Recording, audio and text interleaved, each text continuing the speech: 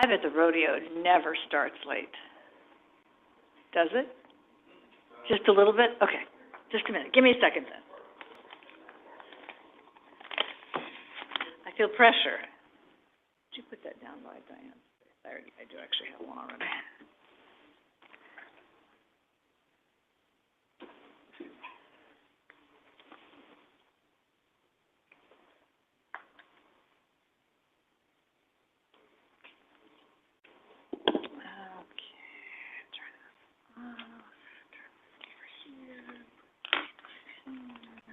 I'm ready almost. Okay. You guys ready? All right. Oh, it still says 6 o'clock, so I'm actually within the 59-second window there. Oh, darn it. Good evening, everyone. Welcome to the Clovis City Council meeting of April 8th, 2024. I'd like to call this meeting to order. Before we begin, I'd like to invite us to have a moment of silence for Sam Sandoval. Sam was a longtime member of our community, made lots of significant contributions from Kiwanis to all the work he did with kids, and I think just was a terrific civic leader. He and his wife, Betsy, I think were married for 58 years, if I got that right. She passed away last summer. So if we might just have a moment of silence for Sam and all he did to make Clovis the place we love.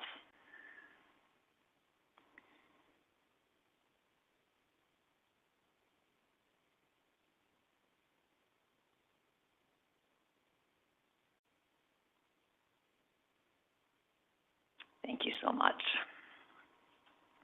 So with that, I would like to invite Councilmember Baskel to lead us in the flag salutes, please. You have to take your hats back off again.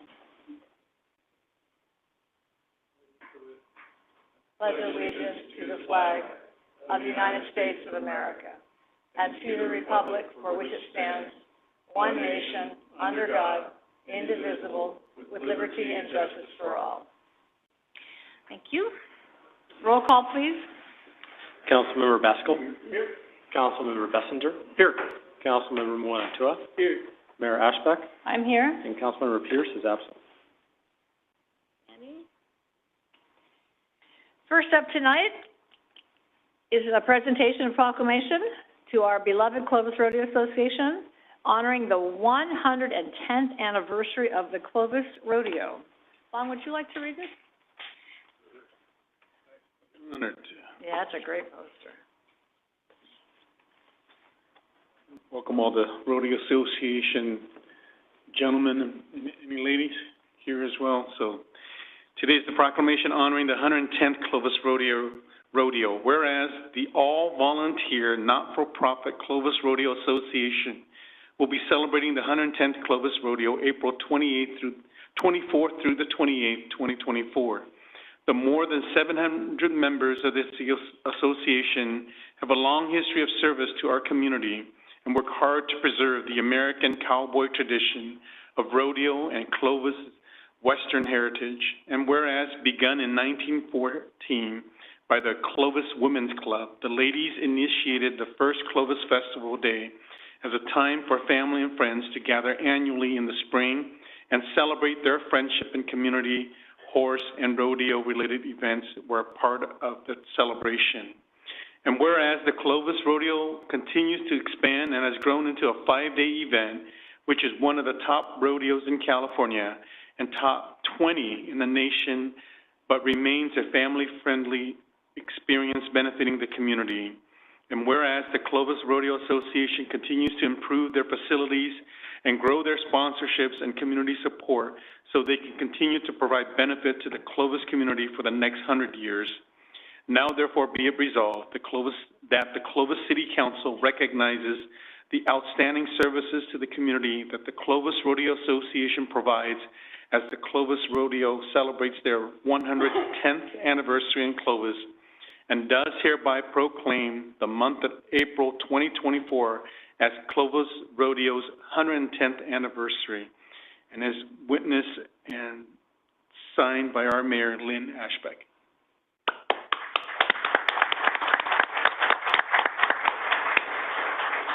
So I don't know if anyone's here from the Rodeo Association. That was a joke. Just a joke. Because you're hard to be incognito. Oh, all of you can stand up. Would you like to say anything, anyone?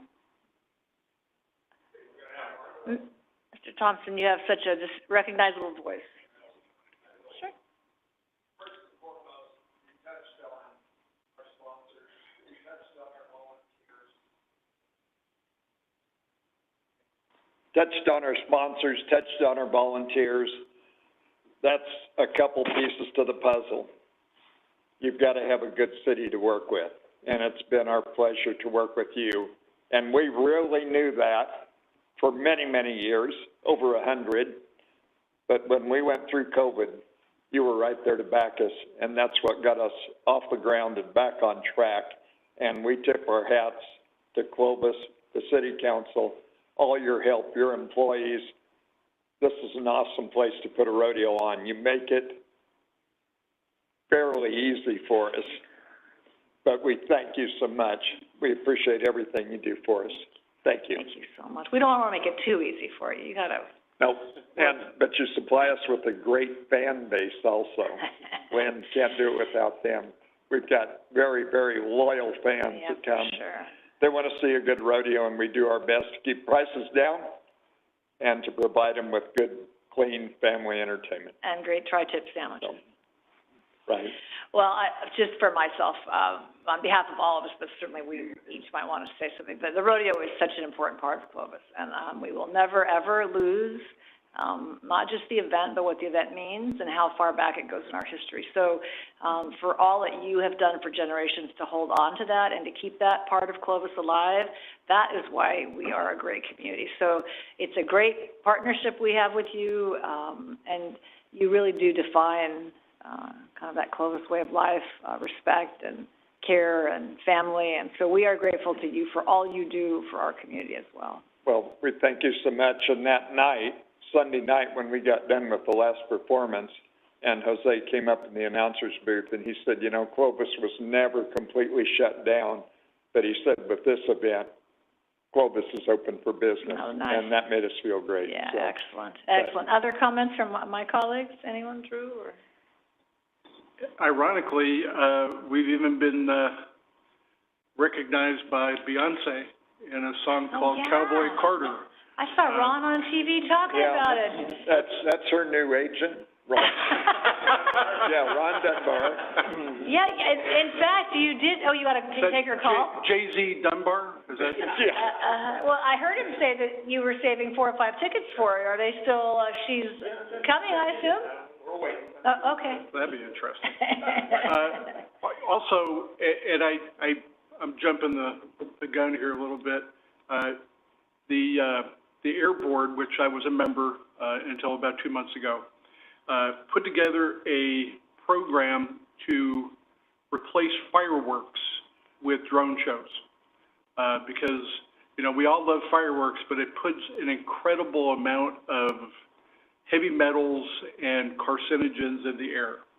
It's, you know, if you have, for most of us it's great, but for some people, if you have some lung issues or breathing issues, it could be tragic potentially. And I was able to hook the Rodeo Association up with the Air Board. And Mr. Jenko, do you want to tell us about this? I mean, I'm putting you on the spot here, and I apologize. You're stealing our thunder now. You're going to surprise everybody. Oh, well, never mind that. Never mind. It's a great program. A local company called Sky Dreams is going to do the show for us. And they're actually going to do, instead of 100 drones, they're going to do 200 drones. And this is the first time they've done it for anything, and they're going to try it out at the Clovis Rodeo, so we're all excited about it. A lot of firsts for Clovis Rodeo. Congratulations. That's all I have.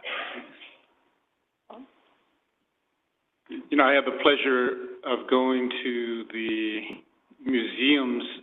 They have a Let's Talk Clovis, and your co-grand marshals this year, Jim and Carol Linenbach, were there, and they chose to recognize all the grand marshals since 1916 until today, and spoke and gave a brief biography of each of them.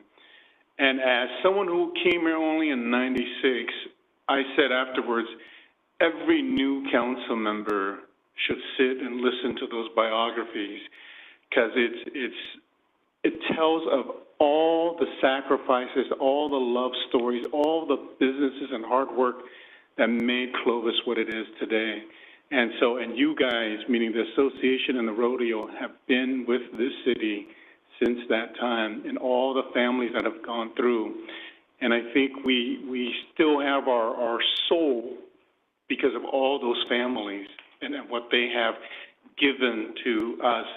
And I just wanted to just say also that during COVID, when you guys opened up, I know there was a lot of people against it, but I think the people who benefited the most were those nonprofits who needed you to be open so they can still be able to support whatever it is that they were shooting to support that year, because it was just already so difficult. And as someone newer to Clovis, I started going when my son was in the Boy Scouts and Troop 60 serving there, and that was the first time I ever went, and it is the most satisfying, fun event for families. And so you get this image in your head that it's only if you like cowboy stuff, but no way, anybody can go and thoroughly enjoy the rodeo. And so I just wanted to say that. And lastly, you give so many students a chance to also fulfill volunteer hours, and you stay connected, and then you help the hospitals, you help so many people in the community. And it is probably the only national event we have that reaches probably worldwide, because you draw worldwide talent to our rodeo. So congratulations, keep up the good work, and we'll always be behind you. Matt? I just want to thank you guys for being the volunteers that you are. You know, the amount of hours and dedication that all of you put in is just amazing. And thank you for what you do for Clovis, and we really appreciate it. All right, gentlemen, come on up so we can honor you again. Clovis Rodeo Association.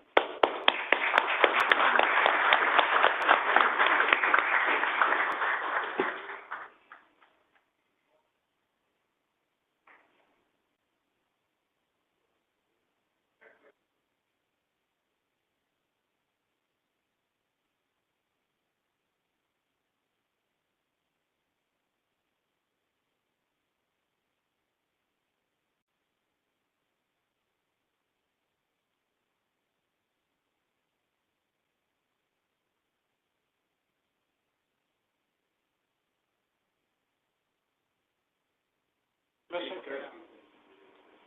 Any board members missing tonight? Yeah. I also want to say Mr. Jenko is tomorrow night's Let's Talk Clovis speaker, if I'm not mistaken. Is that right, tomorrow? Yeah. You got your speech ready? Kinda? Oh, you got till tomorrow. Okay, yeah. Don't rush.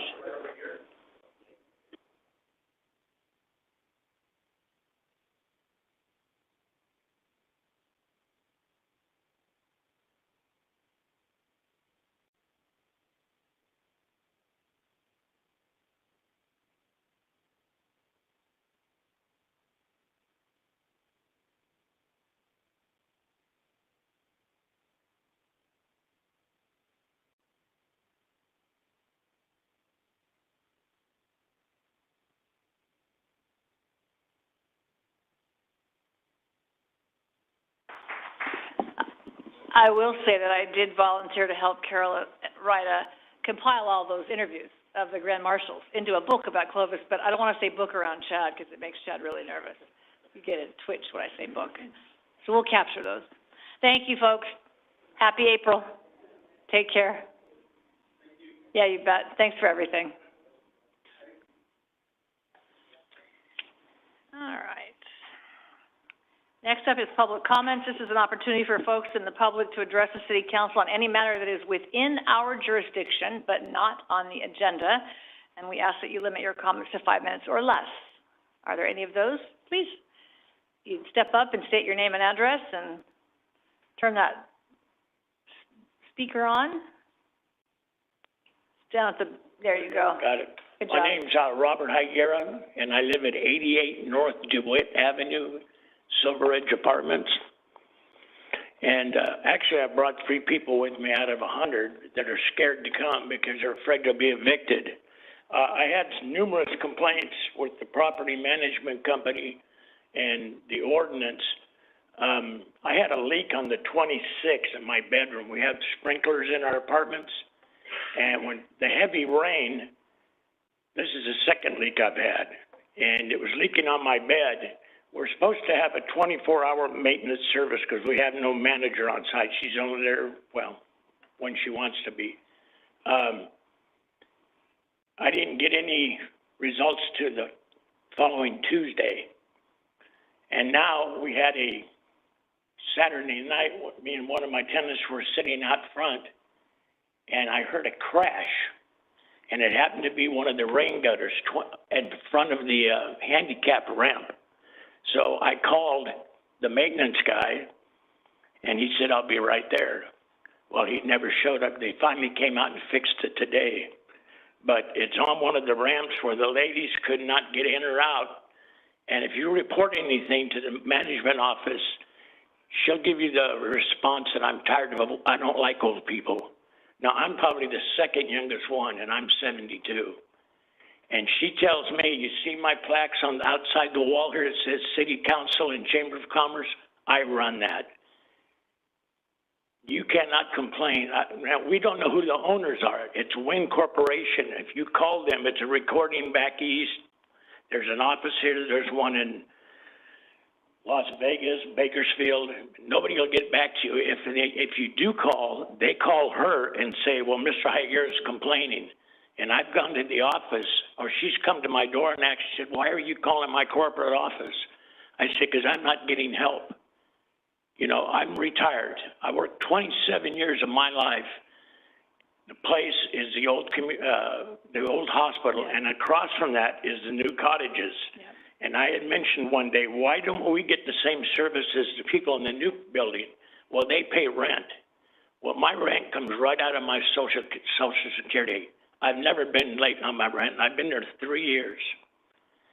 But she sets, and I know it just you have nothing to do with the management company, but it's smoke detectors. People are unhooking them because they keep beeping. Myself and Jared and his other neighbor, we're the ones that do the maintenance there. They come to us and say, can you help us with it? And Jared goes way out of his way because we don't get any response from the management company. And she says, my family owns the property here. I do what I want, not City of Clovis. Okay, well, I don't like that. So, Chad, can I refer this to you from a housing perspective, or Andy? No, sorry. My recommendation is that Mr. Higuera speak with Jesse Newton, our assistant building official, and he can get things started. Okay. Oh, okay, yeah. Okay. Actually, I've talked to a few people. A lot of places I call, I'm learning what they can do and what they can't do. But I've just been getting the runaround. I've even called the news to have them come out. We have 2 handicap ramps. We have 1 handicap parking in the back. There's about 6 or 7 up front. I came home, I had hip surgery and I had my shoulder replaced on both sides. I accidentally locked my keys in the house. I went to the office to get a key. She said it'll be $35. I said, I don't have $35 to give you. So she goes, if I catch you crawling in the window, I'll call the police. I said, you better call them because I have to get into my apartment. So I ended up going through my window with the sling on about 5 days after my surgery. Well, it sounds like there's multiple issues going on here. Yeah. So, Jesse, right? So if you can connect, and what we can commit to you is, Jesse probably can't solve all of them, No, but I he can understand. solve lots of them, and then we will make sure we get you connected with somebody else at our team or in the county or whatever we need to do to make it more of a human living experience than what you're experiencing right now. Like I said, I'm probably the youngest here. We've got people that are on walkers that are in their 90s. Yeah. And not okay. they can't move anywhere, but I had 3 other people that come with me that. Thank you for coming, and we're sorry for the circumstance, and if you want to connect with Jesse right there out in the lobby, you guys can connect on the way out and connect, yeah? Thank you for your comments. Anybody else want to add anything? Please.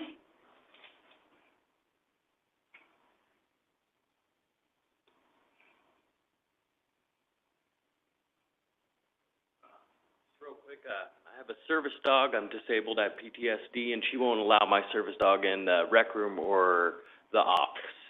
She tells me there's no dogs allowed, and she hand raises French bulldogs in the office and won't allow me in with my certified service animal.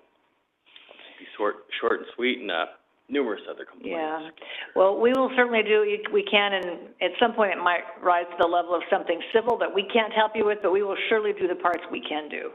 Yeah, you bet. You bet. I'm sorry you're all experiencing that. All right. Anyone else? Did you want to comment? Please, of course.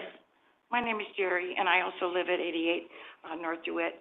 I've had several issues. I've only been there for 2 months. But my main issue was when I first moved in, my water heater, the water was so very hot that it literally burnt my hands. So she has all the water heaters locked inside of the apartment. They're gas water heaters. They're locked and you can't get in there. So I couldn't get in to turn it down. I was a property manager for 23 years.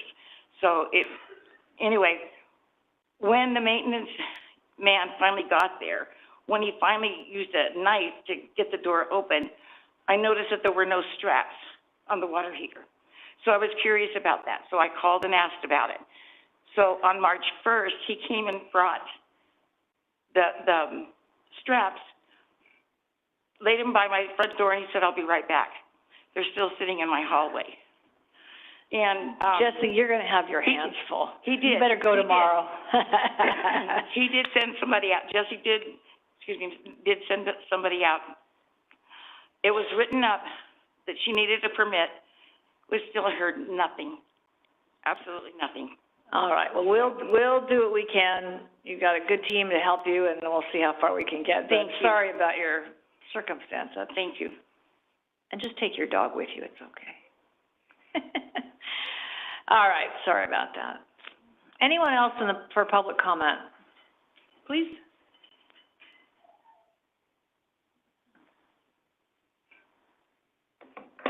Hello. Before I begin, my name is Michaela Silva, and I'm a student at Clovis Community College. I would like to just start off with saying I'm a representative for the Clovis Community Speech and Debate team. And I'll just start off with a blanket of thank yous to everybody who has been involved in the team for the entirety of the time that we've been together. A huge thank you to the City of Clovis and the City of Clovis Council. You've all been out there supporting us financially and then also supporting us by going out to events. So a large thank you to you. And a large thank you to Dr. Armstrong, our president of the school, because she actually financially supported us to go to the national tournament for the first time, known as Spyro Pi. And at that national tournament, it is with great honor and Clovis pride that I tell you that we have become the 2024 Spyro Pi Hyman Division overall national champions. What?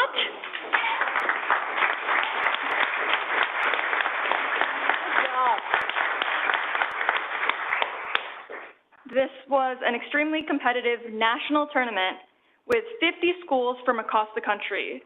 We, Audrey Turner, my debate partner, and I, acted as ambassadors of our school and had the values that we inspired our students to adopt. Here were the results. Michaela Silva, me, and Audrey Turner took gold in parliamentary debate, and Audrey Turner took bronze in IPDA debate. The team took gold in debate sweepstakes, and then the team took gold in overall sweepstakes, both individual events and debate combined points. I cannot tell you how difficult and how impressive and how amazing it is with a brand new team, in our first experience on a national stage. The only reason we were able to do any of this was because of the overwhelming amount of support that we've received from the City of Clovis and from the community. So with that, I'd like to once again thank you all and invite you to our spring gala, which is going to be April 26th. And there's more information on that, but it's going to be, I believe, at 6 to 8:30. And we're going to be showcasing the talent that earned us this national title, and also supporting more of the community by having a silent auction with small businesses that are auctioning off baskets. So if any organizations would like to offer baskets or anything of the sort for us to spotlight you, we would be greatly interested in that, and we hope to make the city of Clovis proud again in the future. Thank you so much. Thank you so much, Michaela. That's great. Congratulations. I heard a yay from the audience. Who might that have been, Dr. Armstrong? I don't know. Just came out of nowhere. I'm not really sure. That is a remarkable achievement. So well done. Thank you for coming back and sharing that. Can you make sure we get the information on the gala and the time and the location and all of that? Yeah, because that would be wonderful. And are you sure you can't move Willow Avenue over so Clovis Community College could be in Clovis? What is wrong with you? Oh gosh, I'm working on it. Okay, I'll take that up. Anyway, really proud of you. Congratulations. What an achievement. Well done. So we'll look forward to the April 26th, getting more on that. So thanks for the great news. Thank you so much. You bet. Thanks so much. And please don't critique my parliamentary debate skills. Any other public comment? We do have one letter to note, and this person, if I'm a speed reader, is writing about the proposed commercial occupants for Loma Vista Marketplace, and concerned about the businesses that are scheduled to go in there. And he talks about a petition, but I don't see the petition, so there must have been one at some point. Okay. Ordinances and resolutions with respect to the approval, the reading of the title shall be deemed a motion to waive a reading of the complete resolution or ordinance, and unless there is a request by a council member that the resolution or ordinance be read in full, further reading shall be deemed waived by unanimous consent of the council. Next are the consent calendar items. These are items number 2 through 15. They are considered routine in nature. We act on them with one vote unless a council member or member of the public wishes to pull any of the items.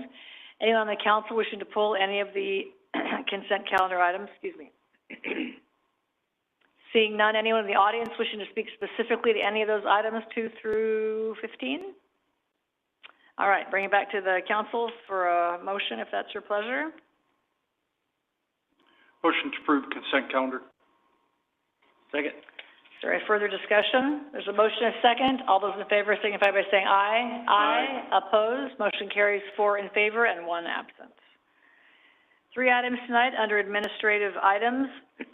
The first is to consider approval, a bid award for CIP 23-16, the Gould Canal Trail improvements to Eslick Construction in the total amount of $155,348, and authorize the city manager to execute the contract on behalf of the city, and a receive and file on the Gould Canal Trail improvements. Hi. Just a quick question. Eslick Construction, principal in that is, do you know the owner of Eslick Construction besides? Oh, yeah, it's Tal Eslick, and he's actually in the audience with us. So you are Tal's parents? Correct. All right, I'm doing a quick, we have a new rule in California that you can't hear an item where you've received a donation, but I think the donation was under $250. So I want to just disclose that before we go forward. Others might be in the same circumstance, but okay, I just want to make sure I was clear on that. So, hi, nice to see you again. All right, thanks. Good evening, Madam Mayor, members of the council. My name is Nick Torstensen, and I'm the Principal Utilities Engineer in the Public Utilities Department. And I would like to introduce Sarai Yanovsky. She is a civil engineer also in the Public Utilities Department. She was the project engineer for this project. Will you say her first name again? Sarai Yanovsky. That's correct, Sarai. Nice to meet you. Yes. Thanks for being here. Thank you. Thanks, Nick. All right, and she will be presenting this evening. So good evening, Madam Mayor and members of the council. I am very happy to be presenting on the Gould Canal Trail improvements. This project is located on the north of Ashland Avenue between Peach Avenue and Minnewawa. The purpose of the project is to enhance the pedestrian access and use the existing canal banks as informal trails. And this is all being done under the newly established Master Trails Agreement. This is between the City of Clovis and the Fresno Irrigation District. Nick will be discussing a little bit about the MTA. The Master Trails Agreement is an agreement between the City of Clovis and Fresno Irrigation District. The agreement was finalized in 2022, and the MTA allows the city to work with FID so that we can open up the canal banks within the City of Clovis to be used as informal trails. This specific project is designed to encourage the use of the Gould Canal Bank in this area to be used as a trail, providing connectivity to the Helm Ranch Park in this area.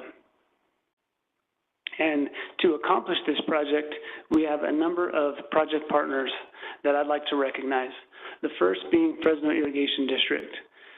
Fresno Irrigation District has been an important partner with the City of Clovis on the establishment of the MTA, and on this specific project, we worked very closely with Fresno Irrigation staff to make sure that all of the improvements that are part of this project, that they work with the operations of FID's operations. And tonight we have Adam Clays here. He's from FID. He's the Assistant General Manager over Operations. He's in support of the project. And we also, FMFCD is another important project partner that we had. And we worked closely with FMFCD staff to adjust the fencing around the basin so that we could locate an entry feature. Kroll and Associates is another project partner that helped with the design and vision of the improvements. And then Eslick Construction is the contractor who provided the low bid for this project. And now I'll turn it back over to Sadae to complete the presentation.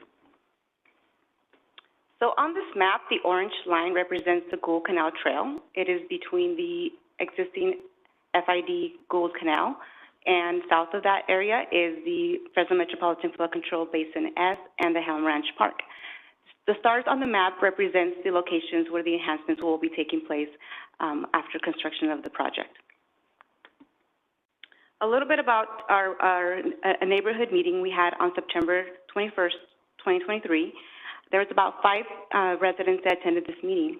Overall, the project did receive a lot of support from the residents. Some of the comments that were mentioned in that meeting were concerns with the uneven surfaces of the canal banks.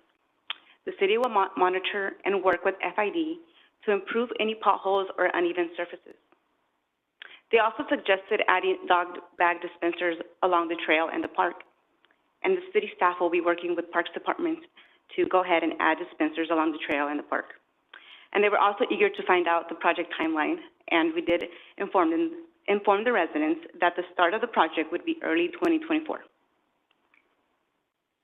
For the trail features, this is going to be entry features, wayfaring signage, and monuments. I do want to mention that we work very closely with our planning department. They helped us through the review process in the neighborhood meeting, and they also assisted in the final selection of these features. So the southwest area of Clovis has been branded as the Helm Ranch and has been assigned the logo of a water tower. You will be seeing this element in the presentation. The features for the Gould Canal Trail contain design elements of the park. And this project specifically is going to include entrance, gateways, a portal connecting to the park, and a trail rest area. For the western entry features, this is the location on the northeast corner of Ashland and Peach Avenue. We work very closely with the Fresno Metropolitan Flood Control District. We were able to obtain that corner cutoff of Basin S, and this really allowed us to move the fence back and open access to the canal banks. We're now going to be installing the historical Helm Ranch Monument at this location, and we're making improvements to the concrete drive approach. The trail park portal was designed to allow pedestrians walking along the trail to access the park. Its focal point will be a picnic structured gateway. We're also going to be constructing a new sidewalk path that will connect to the park, and we're adding special signage. It will include trail maps and historical information. A little bit about the picnic structure gateway. This is going to be a welded steel structure, and it's also designed to match some of the elements of the picnic structure that's already at the park. It will sit on a simple concrete base. For the last feature, this is at Miniwawa Avenue. We're going to be installing a concrete masonry unit block wall monument. We're going to incorporate a rust red historic helm emblem with the letters and lines in black on a natural polished metal. We're also going to be constructing a new concrete drive approach. Staff recommendation, we're looking for approval for bid award for CIP 2316 Gold Canal Trail improvements and the total amount of $155,348.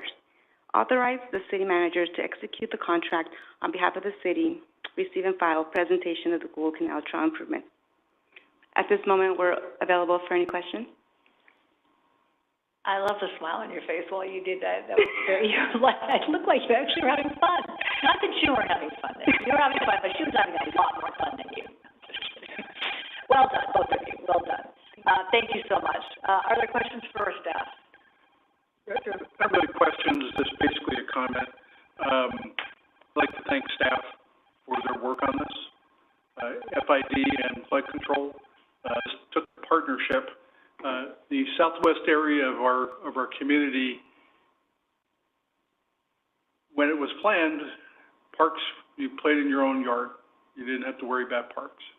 And as our community has grown to the east and to the north, the southwest portion of our town has been left behind inadvertently, but been left behind. And with improvements like this, incrementally, and this is a great first step, the connectivity of the neighborhoods will make it more walkable. This area could see a renaissance because it's where single-family affordable housing is going to be, existing stuff. So instead of paying a really high price at 7%, you could pay something more reasonable. We can have families moving into these neighborhoods, not having, I have to imagine the percentage of rentals are probably higher than most, but getting people who live in the neighborhood, who call it their home, make the improvements, we can, over the next decade or two, really resurrect this area and make it a shining star. And I think that this is a great first step, because when we've done our community development block grants, we put money in for code enforcement, which frankly is a stick. And now we have some carrots, and so I'm very happy about that. Thank you to staff for that. Thanks, Drew. Excellent report. This is, I concur with Councilmember Bessinger in that we've been waiting and wanting this for quite a while. I had a question with regards to the bids. Was it only one bidder? That's why there were no others listed? Yes, that's correct. We did have a good timing as far as the bidding process goes. There was about, I want to say, 30 prospective companies that were interested in this project, but only one was submitted. Okay, I just wanted to make sure. Okay, my other question is, it's going on the south side of the canal banks, the south. And for the future, are we looking to continue that through the neighborhood so it reaches Clovis Avenue? Because I know those are homes there instead of like a ponding basin. Yeah, so to the east, across Miniwawa becomes county, so we'd have to work interagency on continuing that through there. But it is covered with the MTA because it's in the sphere of influence. Okay. So there has been some discussions with the county, and we'd like to see that. I mean, mid-block crossings are something that's an issue that we'll have to deal with as we move along. No, I think it's exciting that the Southwest will one day be connected to the Old Town Trail and be connected with the rest of the trail system. And so I know that Clovis will be a challenge because it's a big street, but I know that you guys will be able to figure that out in directing where they need to go, even if maybe south, get to Ashland and cross, and fixing that intersection up would be good for the whole area. And then excellent with regards to the monument features. just to sort of showcase and highlight, because most people won't know. They're not used to it, and for us to really highlight it and shine a light on it and say, hey, this is your trail, you guys can come here, that's going to be awesome.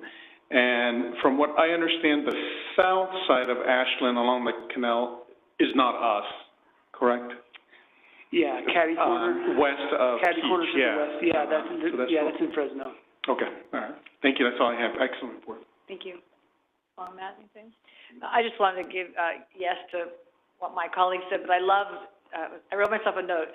Can you have a historical sign about why it's called Helm Ranch? And you said you were going to have something with historical. I think that's great, because that sign has been up. That was a Dwight Kroll idea after some Southwest community work that we did in 2003, maybe. And it's sort of like other neighborhoods are branded with the name, Loma Vista, Heritage Grove, but the Southwest area didn't have that. So looking back on old Clovis maps, right? So I think that's super great. And so I think explaining to folks that, yeah, your neighborhood has a history as well, I think is really great. So thanks for thinking about that. So well done, well done. We'll open the public portion. Anyone in the audience wishing to comment on this particular item? Please. Thanks for being here.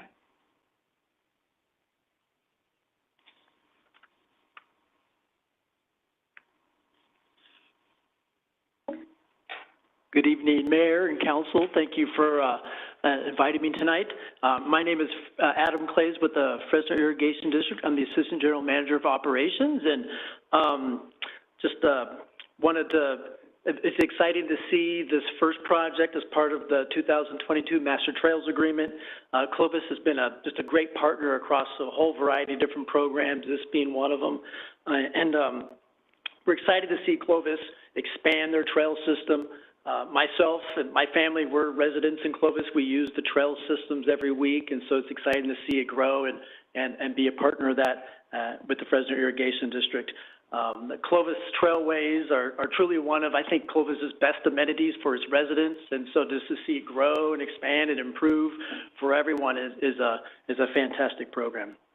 So we're looking forward to seeing more and more of these kind of programs under the MTA agreement with the Fresno Irrigation District, and to continue our partnership into the future. So thank you. Thank you, Adam. We appreciate you being here, and we also are grateful for your partnership. Good team. That's how things work. Get done. Anyone else wishing to comment, please?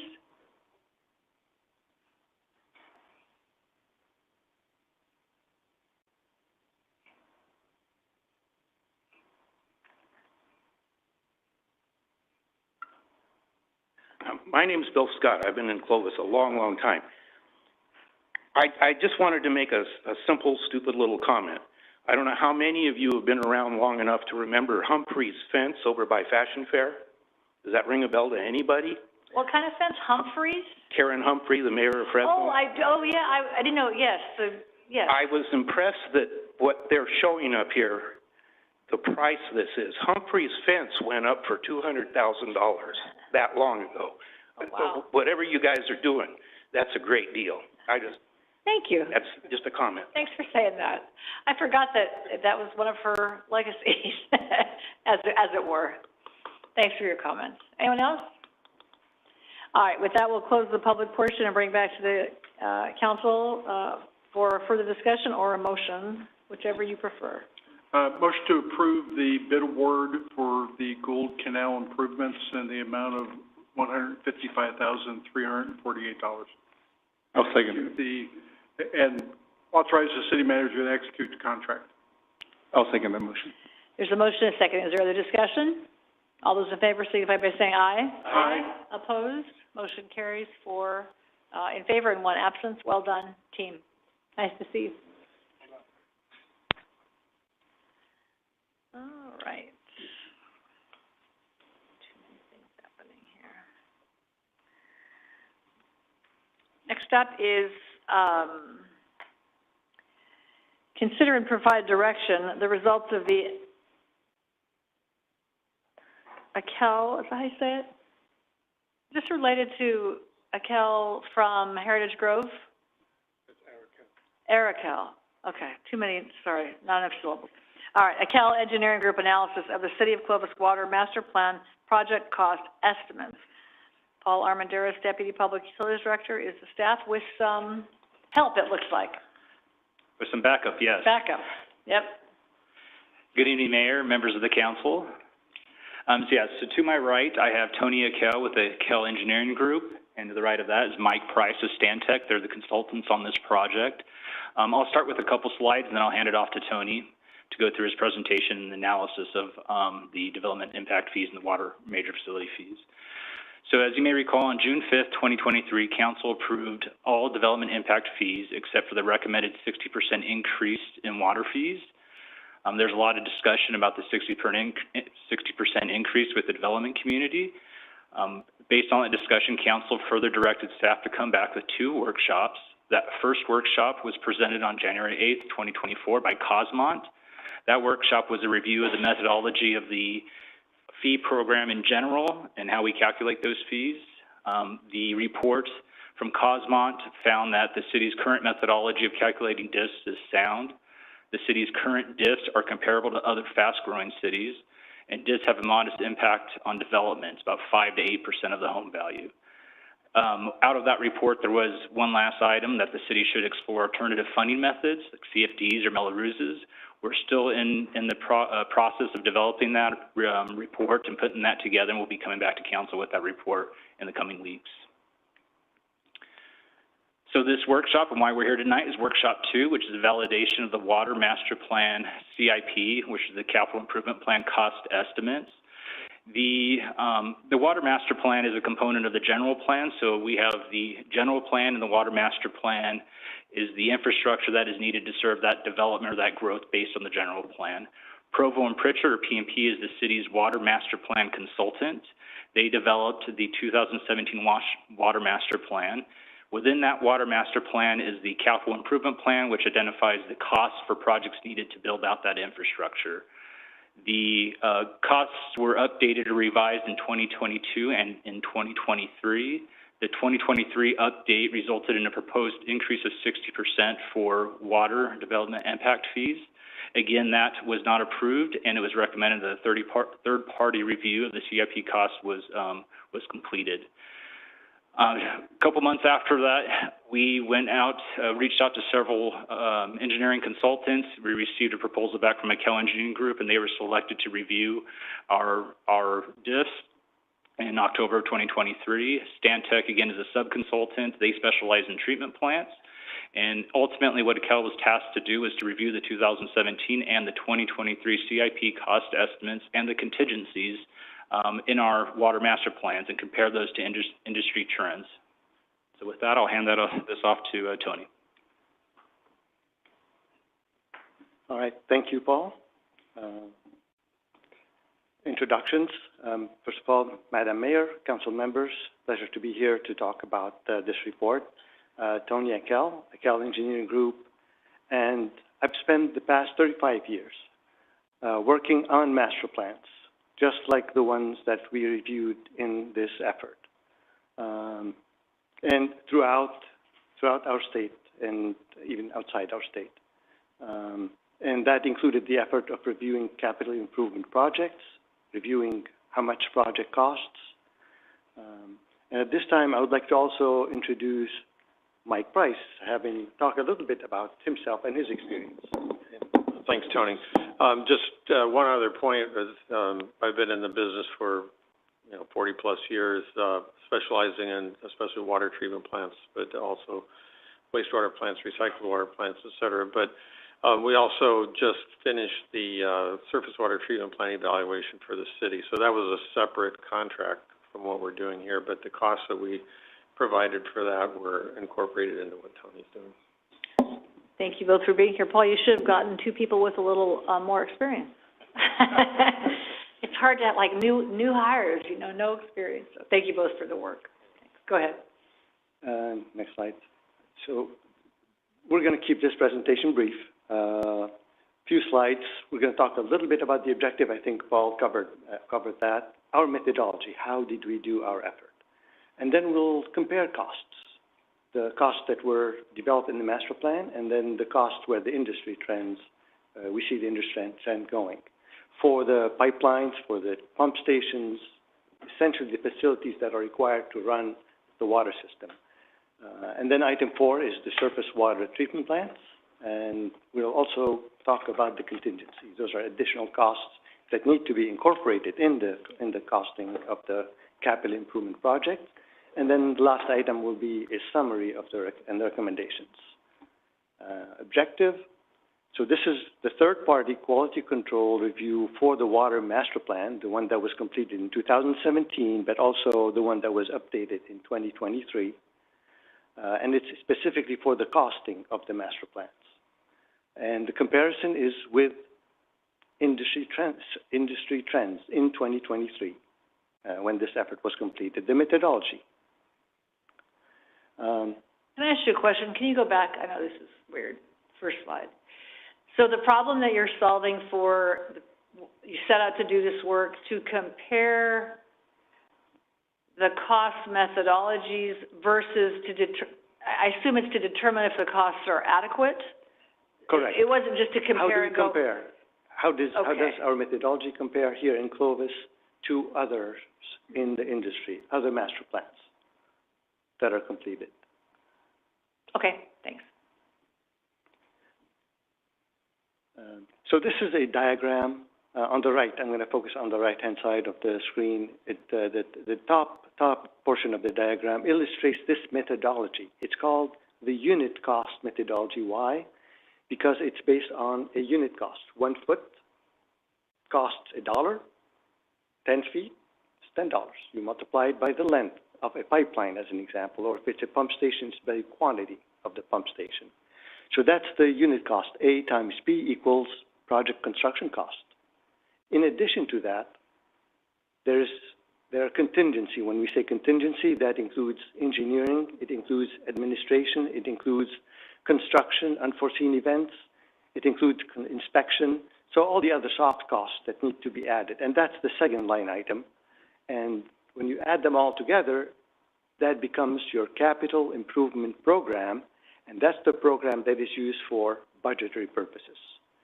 There's a lot of cost in the master plan. There are 143 projects, and they will not be constructed next year. It will be constructed over a long period of time. So it's for budgetary purposes as well. Next slide, please. So what is this methodology, unit cost? Well, first I want to talk about the association of, for the advancement of cost engineering. That's the association that has recommended 5 classifications of cost estimating. Class 1 is the most accurate, and that's the one that's how much the project cost us. Class 2 is before, this is the cost that goes to bids before the construction, all the way to class 5. Class 5 is during a feasibility study, during a master plan, which is what this is about. So this is the methodology that was used, using a class 5 methodology. At any master plan that I know, all the master plans that I know, the one that we completed, the one that completed by others, that's the methodology they use at this level. Question, Mr. Akel. Yes. And maybe it might be for our staff as well. The time in which we may need something, whatever it is in our master plan, does that ever take into consideration in that, hey, the treatment plant, we'll need it, but it'll be 15 years, but the pipe, we might need it tomorrow because that project's coming. Is that ever played into these classes, or is it just because it's in the plan, it's all taken as one and is charged that dollar today? So maybe I can explain this chart a little bit. Class 5 is when we do it at this planning level. We don't know a lot about these projects, but we're planning for all the projects that we can foresee to defend and support the general plan. And the general plan goes for many, many, many years. All right, thank you. Maybe I should start the presentation from... No, you're fine. No, okay, we're good with that. So we should be at that level. If everyone is at that level, that class 5.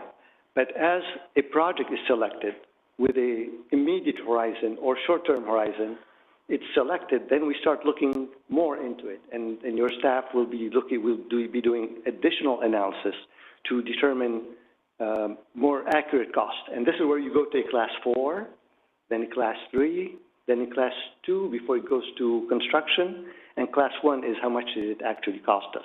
This is the natural progression for every project in your capital improvement program in the master plan. We start at level 5, at class 5.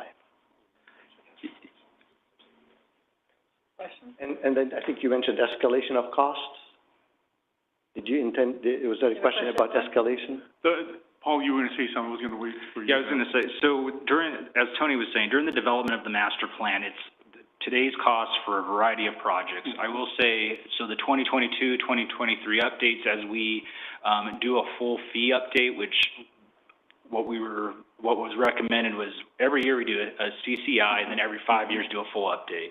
So every 5 years, we kind of got off track with the pandemic and whatnot, but every 5 years, we do take into consideration, if we have a project that's going out to bid maybe a year away, we'll take those updated higher level costs and incorporate that into our master plan. If a project's been constructed, finalized, and we have a class 1, the project's completed, we'll update the master plan fees to incorporate those actual costs. Okay. But as an overall, for the development of the master plan, the projects, if it's 3 to 10 to 15 years out, we don't have enough information specifically for that project, so we're doing a class 5. Yep, exactly. Got it. Now, I will say with our treatment plants, those are the more expensive projects in our master plan. We have, as Mike had mentioned, done some higher level engineering estimates based on our current facility and improvements that need to be done, and so we're incorporating some of those higher level estimates into this master plan as well. Okay.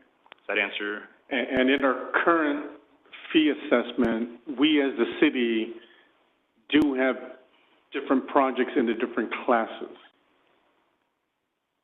correct? Or no? I don't know, so we have, in our let me see if I understand. So in our fee assessment, so we can look and say, okay, Heritage Grove is coming in, we're going to need those pipes sooner, it's going to come in the first couple of years. No, or we're all looking at it at class 5 right now? Yeah, all the pipeline costs for different growth areas are taking on the same level of estimate. Okay. Yep. Okay, so all the same. Okay, thank you. Until that project is completed, then we'll update the fee based on what that costs. Oh, so so we do it after. Yeah, based on actuals. Okay, got it. Thank you. Please. All right, thanks. Yeah. I think we talked about the second bullet item, which is the methodology. We reviewed historical databases and other agencies throughout the state. We have a list of agencies, and we have a database internally that I've been using for many years. And all that database, all those unit costs are based on actual data points. How much did that project cost? How much did that project cost? You keep track of those, and you plot them on a curve, and those are the databases that you maintain over the years. And you escalate those costs using the Engineered News Records, ENR, Construction Cost Index for the 20 cities average.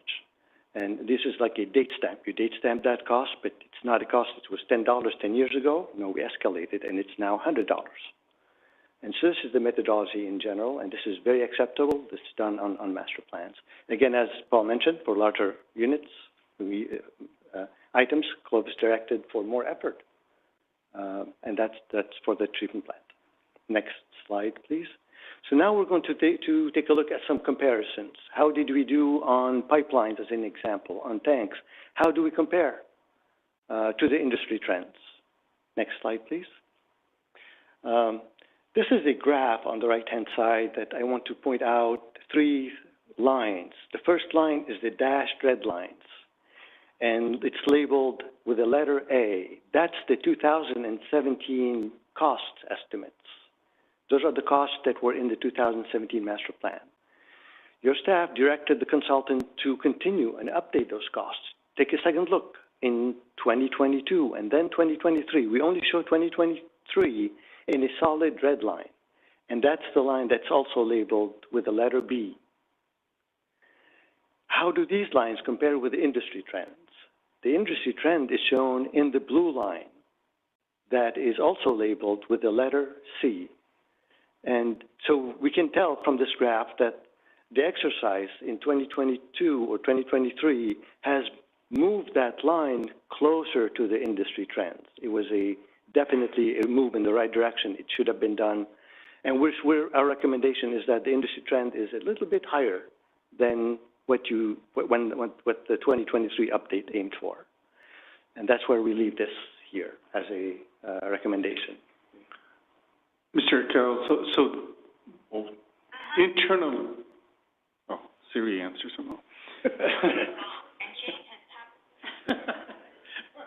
I have it, do not disturb me.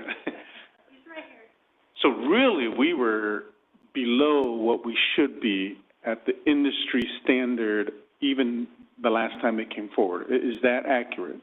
That's our opinion, yeah. Yes. But compared to the review of the industry where unit costs are, for this level of estimate, for master planning purposes, we recommend that those costs be slightly increased a little bit to make sure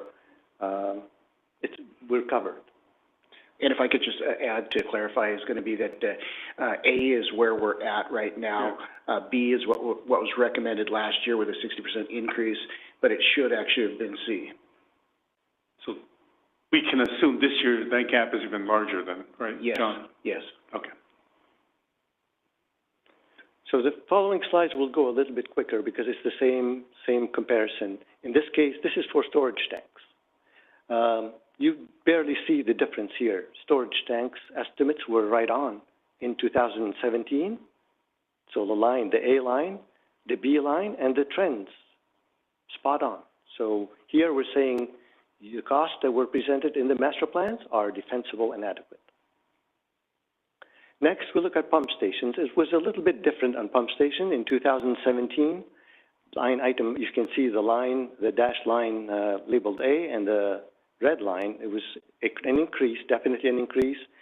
We think the industry trends are pointing to higher estimates. So with that, we recommend a second look, another look to that estimate. The next one is groundwater wells, similar to the storage tanks. This is we feel this is adequate and defensible for the groundwater well estimates that is in your 2017 master plan. Finally, the surface water treatment plant. This was the additional cost, the additional effort to look at, and this was where Stantec's team came in and they looked at a lot of components. This is not as simple as unit cost and you multiply it by 10 feet. This is a lot more complications, a lot of elements, treatment type. So with that, we'll look at the summary of that. Stantec looked at two options. Option one is a 22.5 million gallon surface water treatment plant expansion. Existing plant, expanded by 22.5 million gallons per day. So option two is a 20 million gallon new surface water plant. So it's a new plant that will be constructed. Those are the two options. The table on the right shows the costs for option one and option two in 2017. That was about 38 million. In 2023, the consultant updated that cost to about $60 million. And then Stantec is recommending $87 million based on the more detailed analysis that they did for the expansion. For the new plant, the cost in 2017's master plan was about 35 million. It was updated to 73 million in 2023, and Stantec is recommending this cost be updated to 100 million to make sure we don't get surprises later on. So we are recommending that these costs be updated to Stantec's cost from the master plan. Next slide, please. We talked about contingencies, and we're going to explain those a little bit more. Construction and market. Construction means things, unforeseen events that happen during construction, and market means the unpredictable costs and estimates that we have faced during the pandemic. Costs were very unpredictable. In the 2017 master plan, Clovis used, and 2023 updates, Clovis used 30% for that contingency. And for engineering, administration, inspection, 18% was used, and the total is about 48% for both. How do these numbers compare to the industry trends? And that's what we will see on the next slide. So I'd like to point your attention to the orange bars all the way to the right-hand side. The light orange reflects the first contingency, which is the 30% used by Clovis in the master plans, and the dark orange is the 18% that is used by Clovis in the 2017 and the 2023 update. And how does that compare to the industry? We grouped all these agencies that we selected in Central Valley is all the way to the right. And then we have the Central Coast and Northern California, just to see if there's a difference between the regions. But how do we compare in general? The average, the overall average is about 61%. We are at 48%. So we are below the overall average. How does the Central Valley do? So those are the gray bars that are immediately adjacent to the orange bars. That's the Central Valley average, and that average is at, I cannot read that, is that 50, there it is, okay, I should be looking here, 57%. So with that, we are saying that the first contingency, the 30% is adequate. We're saying the second contingency, that is at 18%, is below the average in the valley, below the average that is statewide and maybe nationwide. So we're recommending that to be increased from 18% to 30%. Next slide, please. So in summary, it's hard to see all these numbers, but this is a summary of our recommendation. Real quickly, the pipelines, we recommend they be increased to by about 24% to be more consistent with industry trends. We're recommending storage tanks we're saying these are adequate. Pump station, we're saying please take a second look and maybe they should be increased. Groundwater wells, we're saying they're adequate and defensible, no change. On the treatment plants, we're saying use the Stantec estimates that are more detailed, and those numbers are $87 million for the expansion and $100 million for the new plant. And finally, for the contingency for the construction and market, we're saying that's adequate at 30%. And for the engineering and admin and inspection and all the other soft costs, we're saying we recommend those be increased from 18% to 30%, and that puts you in consistent with the industry. And that concludes my presentation. A question with regards to the contingency from 18 to 30? Do you want to comment on anything on here, on the last slide, or is that Paul? I was just going to close, but we can answer questions too. But ultimately, ultimately, as Tony had said, that this is a third-party review of the PMP's estimates.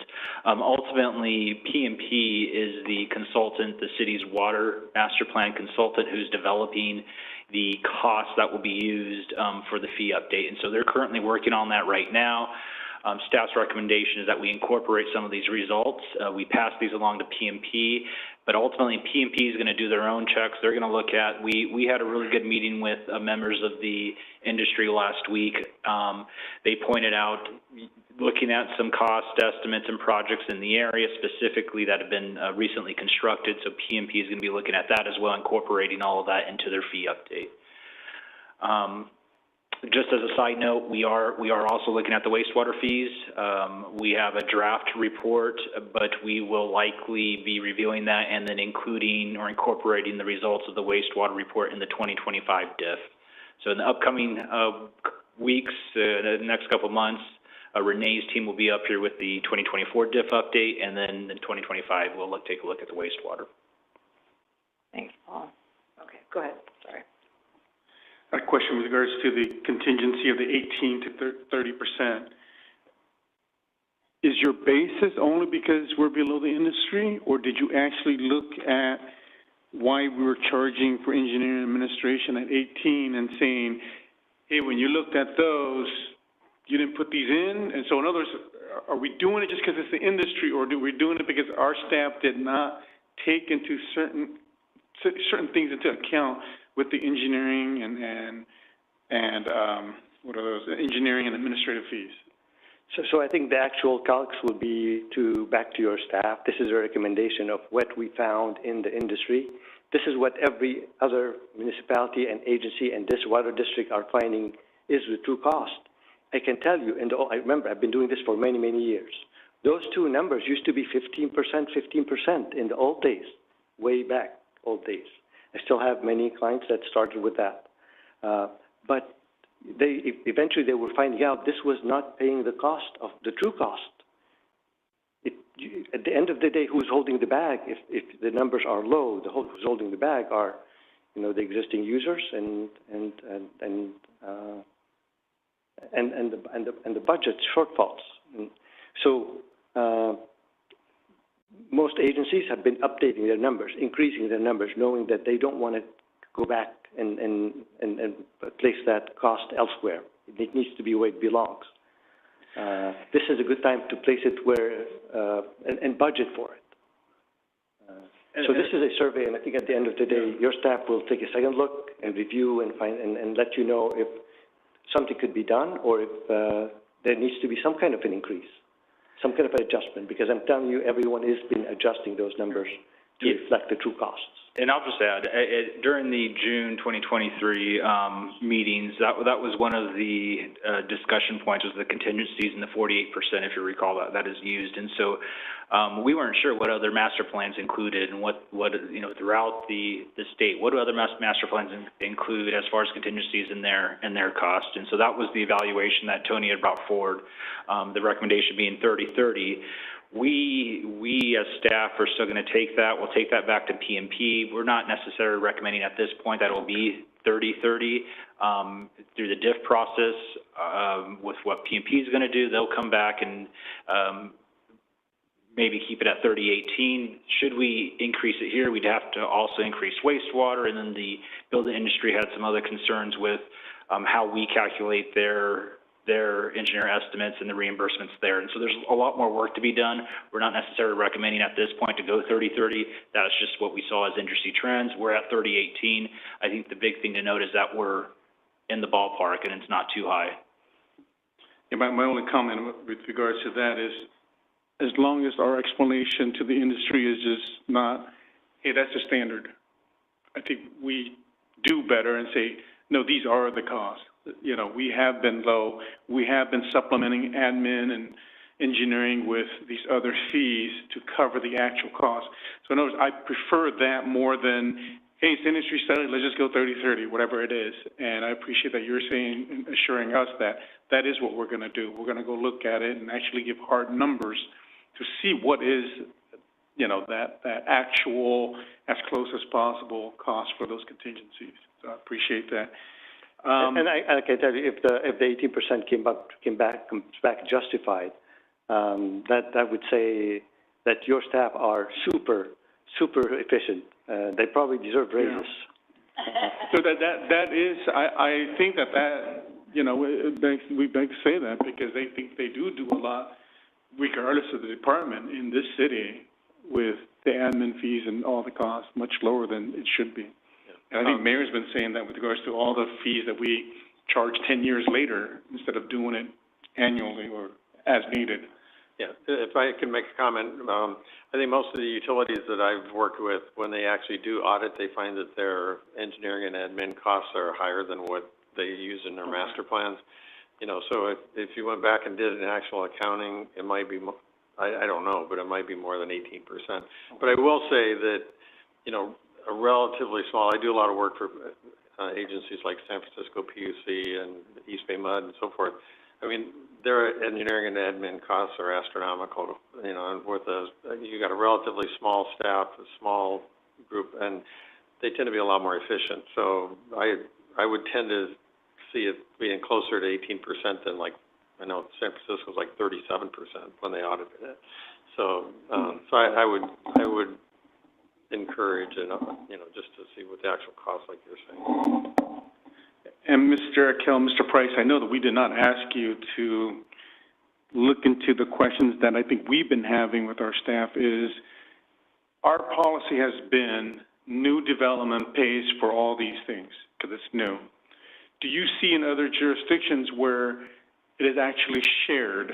So for example, street fees, we share more than just making the new development pay for the street fees, because everybody's going to be using the street. Do you see that in water in other jurisdictions where it's not 100% the new development just paying for it, or is it shared with the current users as well? Because that water treatment plant is going to be used somehow by the current residents too, and those lines. I know I'm putting you on the spot, so any opinions on that to help us? Yeah, well, I'll go first, then Tony can go. But I think all of the ones I'm familiar with try to make the developers pay for 100%. And then I live in the East Bay Mud service area, and I used to work there back in the 80s. But I know they go to great lengths of, carving out how much is associated with new development and how much is associated with, current costs. So I think the trend has been in the last 30 or 40 years to try to make the developers pay for everything. Yeah, I agree with Mike, but I've also seen some that if it's an existing problems are existing problems, but if it's growth related, that's but for the development we don't need to do this. So I see this more recent. I've been seeing more of this, but for this development, we don't need to. We're happy where things are. It works. Okay. And then the second, you don't have a lot of funds to go all over the place. Their funds are limited. The budgets are limited.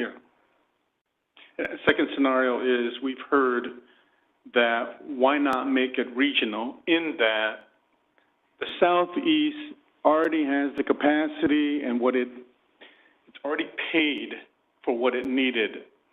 So why are we making them pay for a new treatment plant that the North is creating this? So in other words, so even if I'm building new in the Southeast, I shouldn't have to pay the same amount of fees as the people who really are needing this new facility. Is any comment on that as well? Is that something that is in the industry, or is it everyone pays the same regardless of where you're at for this new, if you're a new development, you're paying the same fee for it? That, some direction at all on that? Just comment. Does that make sense? No, in terms of comment, I think I've seen it different ways. In terms of whether it's supply is on one side of town or the other side of town, water is connected. Water is connected. But your staff can do some studies and determine what is the best way to move forward. But we've seen it different ways. But water is very connected. You look for sources when you need them, and you need the sources when there's new growth, new developments. Those are usually the triggers for that growth. Things work today, but how do you serve the future growth? How do you serve development? So you start looking for new sources, and where you locate them, you can connect the system, you can make it work from a hydraulic perspective. You come to us engineers and your engineers, they come up with solutions. That's our jobs as engineers. And then, Councilmember, if I may, too, the way our wastewater master plan is set up is that our growth areas all are going to our southeast plant, and so they all share in that cost. So the northwest area, the northeast area, north of Shepherd, any of those new development areas ultimately are designed to flow to it's not a regional facility, but our sewer treatment water use facility. And so that's why they share all in that cost. If we were to have only a certain area and then a separate plant, you could bifurcate it like that, but the cost may heavily weigh in one area than the other. And so the way we have the system, it's a whole system, like Tony had mentioned too, on the water side. If the plant goes down, then you have wells kicking on. It's all a shared system on the water side too. You could have different pressure zones, but at least the supply and the treatment of water is going everywhere. And lastly, just thank you for validating what our staff has presented to us, and for doing an excellent job and, excellent report, making it clear for us. So, thank you. My pleasure. Well, I think to that point, I think that if I remember the cost difference between expanding the current treatment plant versus building a new one was much higher in the building a new one, I think, if I remember. 15 million. I think that's right. That's correct. And the little clarification on this too, our master plan base to serve the full general plan is actually requiring both of those, an expansion of our current plant and a new 20 million gallon per day facility as well. And so both of those plants are needed to serve our. That was my question. What's the horizon on this water master plan? 30 years, 20 years, 50 years? Well, we'll be updating. We're actually in the process of reviewing it right now, and the location of that plant. We should have something out, an update of our master plan hopefully next year. But the larger master plan will be updated when we do the general plan update, and then depending on if areas change with that, we'll need a full-blown master plan update for both water and wastewater and recycled water. And that plan will just so I'm clear, will include make the one we have now bigger and make another one somewhere else. We're looking at both of those options right now with the actually current master plan we're evaluating. Right now, our current master plan has a 20 million gallon per day facility up in the northeast, serving water from Bryant. There's been some discussion on the availability of water supply there, and so right now what Provost and Pritchard is looking at is, do we expand our current plant to 60 MGD as opposed to having two different facilities, or do you do two smaller, a 10, and then the 45, with the expansion? So we're looking at all those varieties right now. Is there a limit to how much bigger our current plan can get? I mean, does it have a maximum capacity? The master plan is for 45 MGD, but actually one of the things that Stantec had took a look at is based on the land and the footprint. So the main constraint would be the existing land and what we can fit on that facility, or excuse me, what type of facility we can fit on that existing land. In that parcel. If I remember correctly, I think we could fit a 60. It was really, really tight though. Yeah, getting it to 45, the plan was originally laid out to easily be expanded to 45, so that's not really a problem. But when you're going above that, then it starts getting hard to find places to put things. And so we were looking at actually expanding beyond the north property line. There's an open area that, to get it to 60 or 65 MGD, the whole thing gets a little bit convoluted. You have to, you're kind of scattering out your processes in different places. So it's not really very conducive to expanding beyond 45. Okay. I guess my only other comment since my light's on. I think for me, I don't do math, as you all know, but to me, this is a two-part equation. So it's how much does it cost, and then we're still waiting on funding models to pay for. Because we don't have any capacity to spend anything like this, is that correct? So we either have to get out of debt somehow, and so we could take on more bonding capacity, or find alternatives. So that we're still waiting for kind of the second part of the equation, right? I'll jump in on that. Is going to be that we're planning for a full build-out, and the monies that we collect today, if they're adequate, will allow us to have the funding necessary when we get to a major project. And if we don't, there's going to be a point in time where we're going to stop developing. Yes, and? So if we don't collect adequate funds today, it's going to hinder development. Yes, and? But part of that other exercise were there other funding models that don't require us to collect maybe the fees in their entirety, right? That maybe a developer would want to take that on themselves, or whatever that configuration would be. And we'll come back with CFD options. That's what I'm saying. So it's really, it's an equation. This is how much it costs.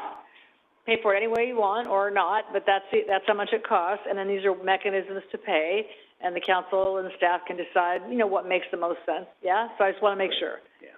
Well, I mean, if we've done all this, we're just going to do what we've always done, I'd be pretty disappointed in that. So I think we just need to make sure we check out all the options, CFDs, whatever they are, because I'd love to hear what Mr. Prandini has to say about these fees. I can't imagine the building industry was super excited with these numbers. Is that an understatement of the day? Kinda, understatement? Yeah, understatement. How about Prandini? I think the discussion was, well, we expect that they're going up, but, this is a lot. So anyway. Yeah. But I think as long as we're still on that path of what are the options, then I think that's what we're trying to get to. So if the costs are the costs and your calculations affirm all of that, that's that. And then I still think it's what are the options available, and I think I bet we're going to hear something about that in an amendment. So anyway, any other questions for our guest or Paul? More of a statement. Thank you for this presentation. It was very easy to understand. I have confidence that the numbers are accurate, based on, the world as it is that we know today. Who knows what it will be like next year, but, I appreciate having something that we can operate from as a baseline. So, nice work. Thank you. Matt, anything from you? One more question. Yeah. Hey, Paul, I know you met with the industry. You didn't put in your report how that meeting went, if there are certain questions that they had with the actual methodology, with the study, challenging it, and did we address it, or that was never an issue, the actual methodology? Can you just report on that? I know they'll probably say something as well, but I wanted to hear from you. No, yeah, I'd be happy to. So we did a similar presentation late February. Actually, this is a condensed version of that. Akel, Tony, and Mike went through the presentation. During that meeting, there were a couple comments, nothing major, but the discussion there was that we would meet with the industry again after that. We followed up with a meeting last week with a smaller group. Some of the comments that were brought up, and I'd mentioned earlier, were these are planning level estimates comparable to other master plans throughout the state. And what the industry would like to see is cost of projects local to Clovis. And so taking a look at estimates and projects that have been built out here in the area. I've recently had a discussion with PMP. They are taking a look at that. They're getting bid spreads of projects that they can, right? Certain pipelines. Not every project's exactly the same, so that's why you have the contingencies, and plants aren't being built. 20 million gallon, 25 million gallon a day plants aren't being built every day. And so that's going to be a little bit more difficult. But we are looking for examples just to tie this into to help get their comfort level on this too. Thank you. All right. With that, we'll open the public portion and invite anyone who'd like to comment on this. And Mr. Prandini, as you begin your remarks, is your retirement imminent? Like 5 minutes from now, or No. you wish it was yesterday, or? I wish it was December 31st, but it didn't happen. Okay, well, there's that. Yeah, I'm looking at hopefully June 1st. Okay. Exiting the position. The new EO will be, if you haven't heard, is Darren Rose from Madera, EDC. And I understand he worked on the Personnel Commission some years ago. Yep. So he's familiar with Clovis. He lived in Clovis some years ago, but he lives in Fresno now. But you're going to be around for a while, so we don't have to say anything nice about you tonight. Yeah. No. Right. Okay, No, good. All right, no. All right, Mike. I advised him to listen in, but, so we'll see. All right. But you're right. I do have some comments. Mike Prandini, representing the Building Industry Association, 420 Bullard, Suite 105 in Clovis. We appreciate the work that has been prepared for staff, and we do understand this is a very high level estimate of cost, and that's our main concern, because it is a very high level estimate of cost, and we think it's overstated based on our builder's experience, maybe not with building the plant, but Clovis has built several storage facilities, and is common to have putting in booster pumps and pump stations and water wells. So we think the the staff is, well prepared to develop those kind of costs when it comes to translating that information into the development impact fees. In addition, timing is obviously a question as to when the facilities are actually needed. How far in advance do you have to start collecting money to make it so that the city is able to build these facilities when the time that they're needed? As to the 30% for engineering and inspection, we think that's high because historically the city has only reimbursed developers when they submit project cost. They don't represent, as far as I understand from the builders, they don't get reimbursed more than 10% for their engineering and inspection. So it's a hard stretch to go to 30% when the city itself only reimburses the developed community 10%. So we think that's a problem. The huge increase in the water treatment facility, we understand that that could be obviously a major issue for the city and the industry, because if these fees go too high, as John indicated, things will just stop or slow down tremendously. As for the suggestion that it be area wide or versus zones, we think it should be area wide because, as was indicated, the system is connected, totally connected throughout the city. So the pressure in one area is affected by another area, or the failure of a pump or whatever, that the whole system is affected.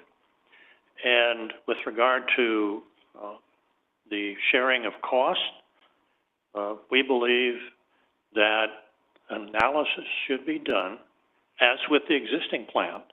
When the existing plant was put into service, the industry only paid 75% or less, maybe even less than 75%, because of the projected influence of the plant on existing users.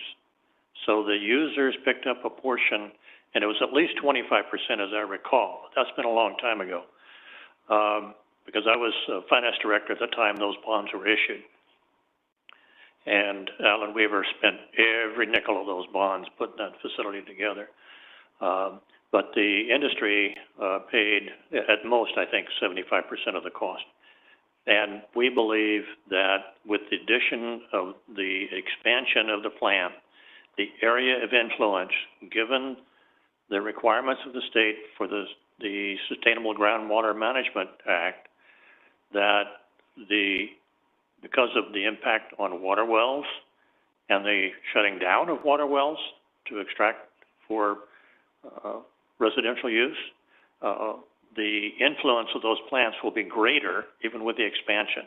So there will be some benefit to the existing users of that expansion, because the city will, in effect, we believe, have to shut down some wells over time.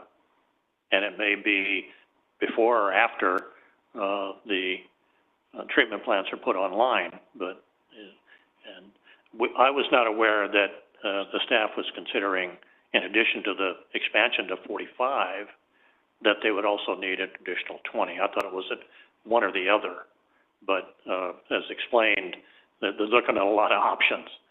So in short, what the industry is recommending, that the council accept the work done by the consultants, but do not make it mandatory that the city use all the information that's in that report as a baseline. We think it's good for guidance, but when we start getting into the nitty-gritty, as P&P is doing right now, we think there may be some changes. If it comes out that, it's going to take us a 60 or 70% increase in the water fees to make it work, that's what the city will have to do, but there's a consequence to that. Now, theoretically, in a true market situation, as costs rise for construction, land costs should decrease. But in this area, that doesn't happen. That does not happen. Because when somebody wants to sell their acreage, they want top dollar. They want their retirement. So, and it's understood. I mean, that's also how the market works. You got a willing buyer and a willing seller, and, you know, right now the sellers have sway because of, they can demand a significant price differential over the city of Fresno land. We got a new clock. We got a 5-minute clock. Oh, okay, I'm sorry. That's okay. I forgot we got one too, but I think it's at 0 right now. I was sitting at 0 right now? Okay. Well, if you have any questions, I'd be glad to answer them. All right. Thanks a lot, Mike. I had a question, Mike. So, last year, the industry opposed the amount that the staff was bringing forward because the industry said it was too high. And so they did a study, and you said we're looking at too high a level. So my question is, if we do look at something lower or closer geographically, and it still comes higher, will you accept that without question now? No. Without question? I think you lost it without question. Because it seems like the costs are the costs. And if our industry and our engineers look at those numbers and analyze them similar to what the consultants are looking at them, and they come up with the same answer, and we've got a lot of engineers, so if they concur that these are the numbers, then obviously that's what the city has to approve. We won't like it, and we won't even take a position on it, pro or con. But we have to accept whatever the facts are. Yeah. Estimates are a different story, and there's always difference of opinion as to what estimates should be used, and that's where we ran into a problem last year. Is that we were working with some rough estimates, and we thought they were overstated, and the city has spent the time and the effort to hire the consultants to review the data, and as indicated by this report, you know, the trends are higher than what the city uses. So we say, yeah, accept the report, use it, and authorize the staff to use it as a guideline, but not in hard and fast. You need some negotiating room on behalf of the staff if they find information that materially affects those numbers. And then your second point with regards to timing, I think, is an interesting one, and I think it's never been presented. We're taking everything in the master plan as being needed. We fund it right now, and I think you're proposing that maybe there's certain things within one of the programs or projects shouldn't be collected up front. Is that what you're saying? Because the build out or the first shovel date may be 10 years from now. Is that sort of the? Yeah, that's what we're looking at to see how that impacts the fee. Okay. How soon you have to build it affects when you start collecting the money. Okay. I mean, if the city knew 20 years ago that you were going to have to expand, double the size of the plant, you may have started collecting maybe $1,000 more a unit 20 years ago. Yeah. But the estimate back then was it wasn't going to be needed for quite some time. Well, growth has changed that over the last 20 years. So we do expect that there's going to be some possible disagreement with the numbers. Maybe they'll agree with the numbers. I don't know. I'm not an engineer, so all I can look is the finance, and we need to take a look at the ability to finance, and I believe staff is working on the ability to finance fees through CFDs, and of course that has its own negative impacts on buyers because it changes the ratio of debt to payments, and so that's where we are right now. So we don't want this council to tie the staff's hands with the numbers that are in this report. Thank you, Mike. Thanks. Thank you. I didn't say you could stand up. Oh. Just kidding. Mr. Asimi, would you like to make a public, I'm just kidding.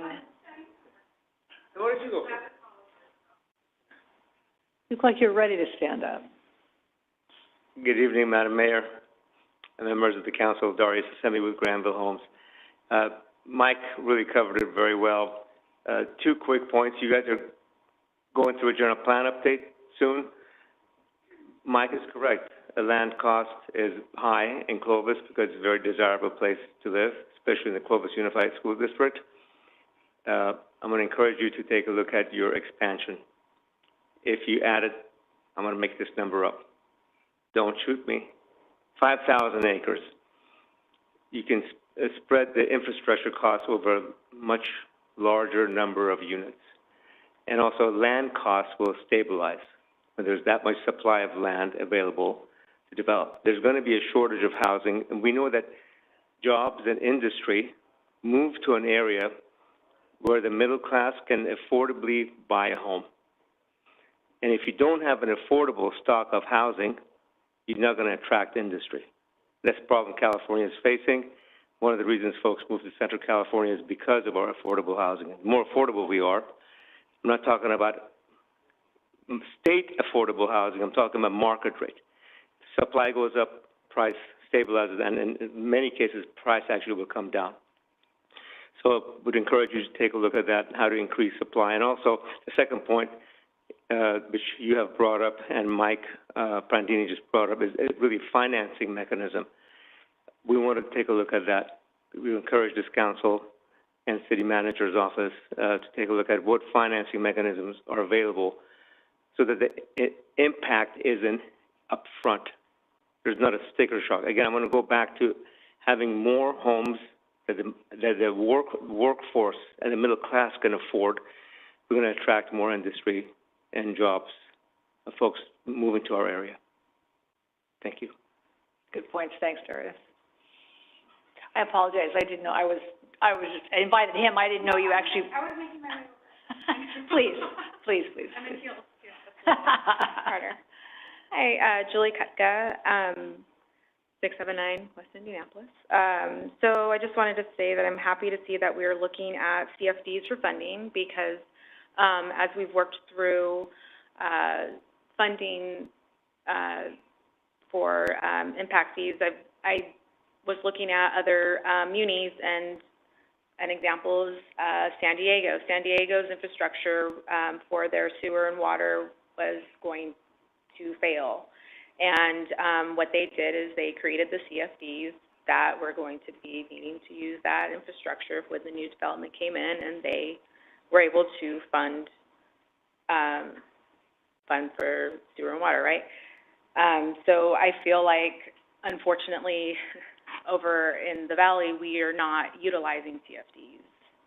And so I'm just wanting to say that I'm happy that we are starting to look at that as a funding, because my job is that I have to estimate fees before we even purchase the property, because like Darius had said earlier, is that land is very expensive right now, and it's gonna, and trying to make housing affordable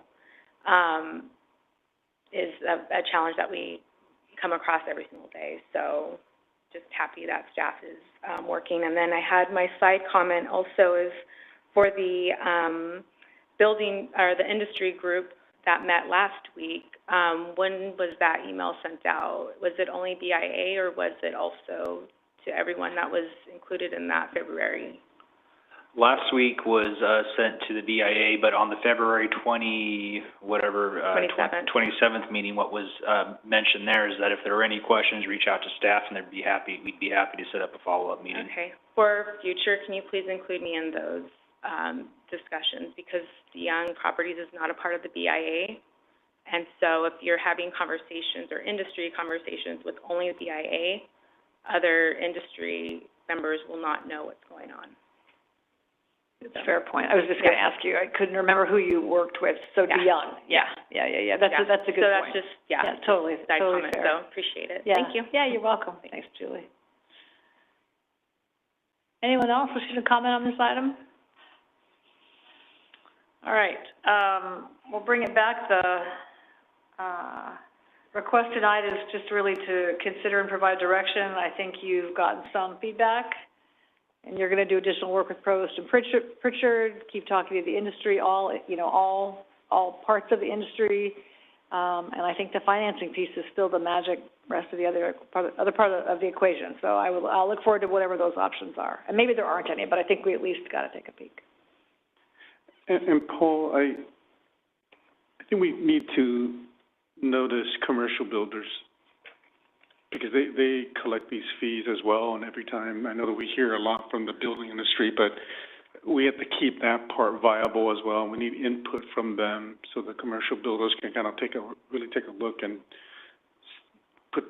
give their input into it, yeah. Any other comments for staff? Can I make one comment? So the list that was used for the meeting did include commercial builders, and they did attend that meeting. All right. Thank you. Thank you, gentlemen. Come back with a little more experience next time, okay? Thank you for your service over all the years. We appreciate you bringing it to Clovis. Thanks, Paul. Nice job. Thanks, friends in the community. We appreciate your feedback tonight.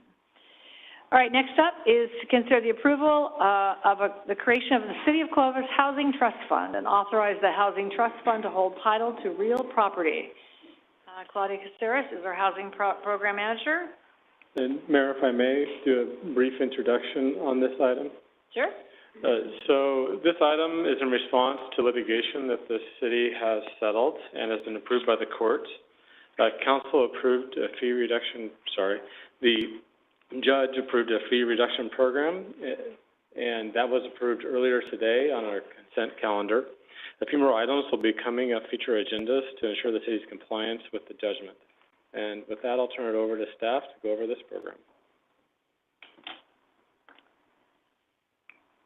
Good afternoon. I'm Claudia Caceres. I'm from your Affordable Housing Programs Manager, here with Holly Greathouse Pauls, who is a housing staff analyst extraordinaire, and Chad, who is overseeing all of our efforts as Assistant City Manager Hausler mentioned.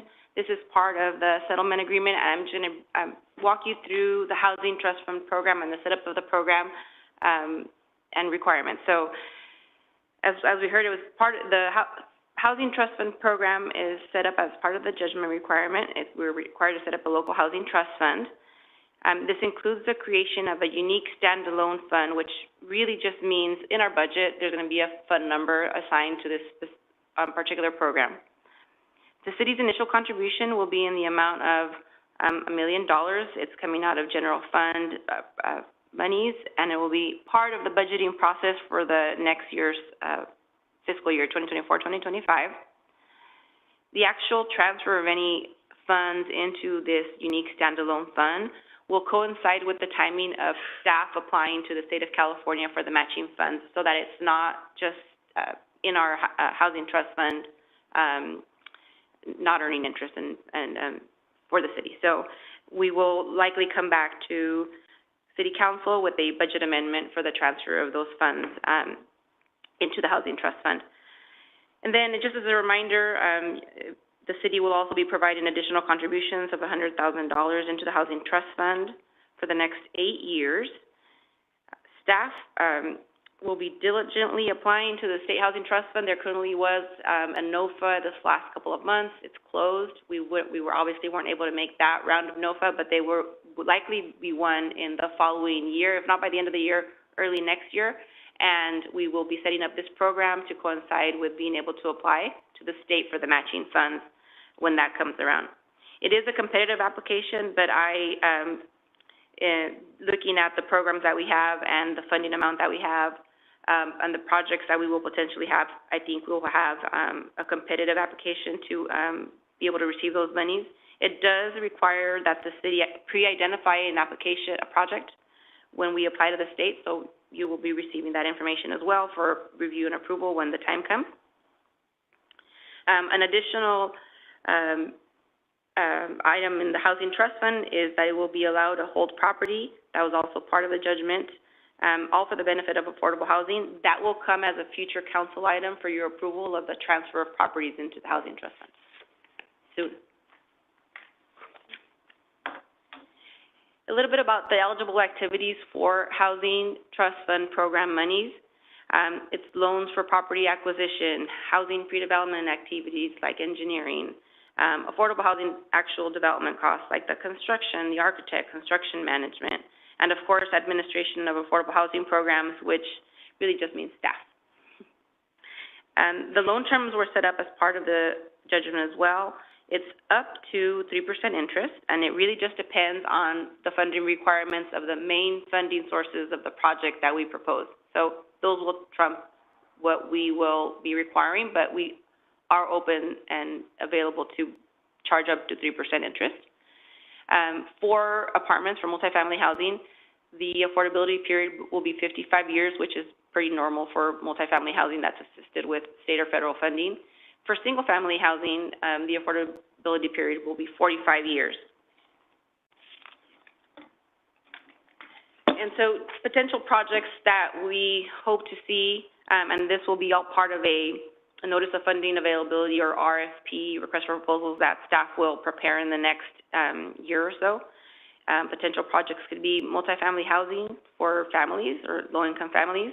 It could be single-family development, similar to what Habitat and Self-Help Enterprises have done in the past here in Clovis. We could see senior housing development for, again, multifamily projects for seniors, or we'd love to see a multifamily project for veterans. And then also another eligible project would be a housing rehabilitation program or project. Next steps is the city staff will prepare community housing needs before the drafting of an RFP or a NOFA so that we could better identify the target uses of the Housing Trust Fund program funds. Then we will prepare an RFP in the following fiscal year, so before aiming for fall in 2024. And any projects that staff recommends for approval will always come to council for your consideration, review, and approval for the use of the Housing Trust Fund monies. And that's the end of our presentation. We're open to any questions and feedback we could get from you, and request approval of the program. Thanks, Claudia. Questions for staff? Just a quick question. Is there a limit on loan amounts per project? There is not a limit, but because we do need to identify a project before we submit it to the match program for the state, we're either very likely going to try to commit the full $1 million to one project, but there is not a limit. We may choose to and say $500,000 and $500,000 if we get a good turnout for the NOFA. Paul? So the fund has to be a state match project? It does not. It does not. But so I think that was part of our judgment, that we would apply to the state for the match. And so are we wanting to use this $1 million every single, like right away, if a project comes up, and then we'll just see how it gets funded? Or are we trying to build this up so that way it gets to 10 million, so that way we have much more capacity and the matching is greater dollars in return? So the fund initially would be seeded with $1 million. We would like to pursue to get to 2 million. Long term, there could be impact fees or other sources of revenue that go into the fund to build it over time to be a significant source. These would likely be loans and then would be paid back into the fund in many, many years in the future to help it build even further. So I would see it as more of like a revolving fund that cash would come in, but right now we're in the kind of seeding phase. The state likely would require that we expend their funds within a certain period of time on a project. So that is what Claudia is speaking to. And would the inclusionary percentage of a project qualify to apply for these funds? So if a developer is building 100 homes and 10 homes are affordable, can those 10 homes apply for this $1 million to offset fees, and those homes are affordable per that rule? So can they do that? They can apply. Whether we'll have funding available is really also dependent on potentially the inclusionary program paying in lieu fees and having funding available. Yeah. So it's just a matter of what position the fund is in when those projects come to fruition. But I don't see it listed, that's why I want to make sure that developers know that, you know, there's an incentive for you to go into this program instead of just paying a fee to not build some inclusionary homes. So restricted affordable housing is an eligible use, and that is what they're That is doing. one, okay, thank you.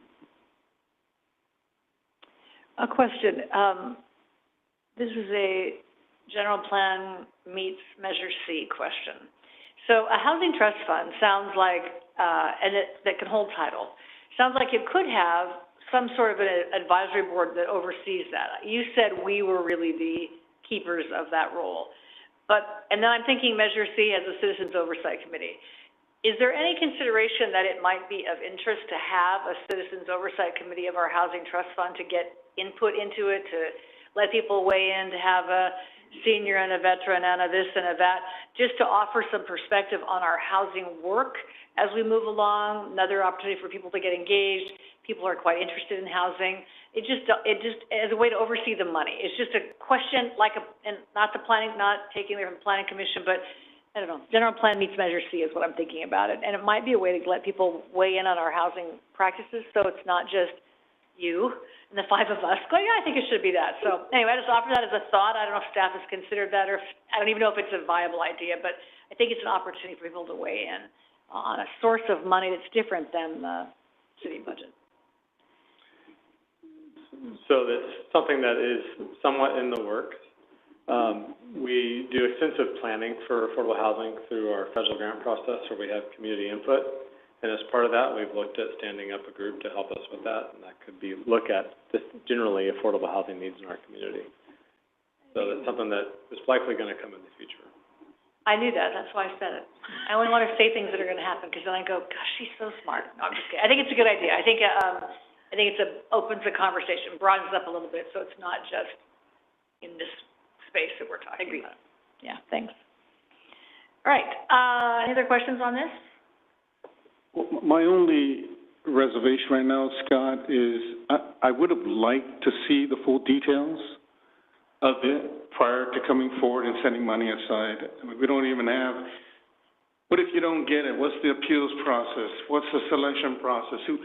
And so I would prefer something more concrete, so that way when it's out and there's $1 million, those who are going to apply kind of know. Right now, it's bullet points. Our staff report didn't even have, you know, like the nuts and bolts of it, like a whole policy, whatever it is that is needed for this trust fund. So I prefer that. Do I not trust that it will not go this way? I think it'll be a while before it goes out, but if it still needs all that, and then even with the mayor's recommendation or thought, something in which we can look into and go, oh yeah, there is this oversight committee. So I don't know what tonight is. It seems like it's a full thing, but yet I think we don't have all the details. So not to step on Scott, but the intention tonight is it's the establishment of the fund. We're not funding the fund tonight, so we're not moving anything into it. What will happen when we actually do move the money into it, or request to move the money into it, or real property, that will come back to council, and we'll take into consideration, obviously, comments made tonight, and we will put a plan together to ensure that this is all very clear for both council and for residents. Thanks for the clarification, Chad. Any public comment on this item? Seeing none, bring it back to the council. Okay, this is looking for action to approve the creation of the fund, but not to fund the fund. Let's see if we can use the fund 3 more times in the same sentence. Fund. Is there a motion? I'll make a motion to approve the creation of the City of Clovis Housing Trust Fund and authorize the Housing Trust Fund to hold title of the property. Second. There's a motion, a second. Is there a discussion? All those in favor signify by saying aye. Aye. Opposed? Motion carries 4 with 1 absent. Thank you. Excellent work. Council items number 19 is for this group to take a final look and approve the revised Vision, mission, and goals. I do not function well on 3 hours of sleep. It's just not my thing. Okay, vision, mission, and goals. I guess I've been promoted to staff. That's kind of cool. I'm now a staff member of the City of Clovis. So to keep this brief, which is pleasant to all of you, I know, we've been talking about this for the better part of a year or almost a year. As you know, our last vision, mission, and goals were last done in 2010, and it seemed like 14 years was just about the right amount of time until we could take another peek at why we're here, what kind of flag we want to plant for the future, and et cetera. So Mayor Pro Tem Wanatu and I convened a group of folks, and we called it the Mayor's Roundtable, not Lynn's Roundtable, but the Mayor's Roundtable, hoping that as time goes on, the mayor will continue to gather civic leaders and community stakeholders around this table from time to time. But we gathered them together 3 times to let them talk a little bit about what they saw in their own sectors for the city, what it was going to take to thrive as they imagined it in 20 or 30 years. And what you see here is, and then we did the same with our department heads, because they're the ones that are going to have to execute on this as we go forward.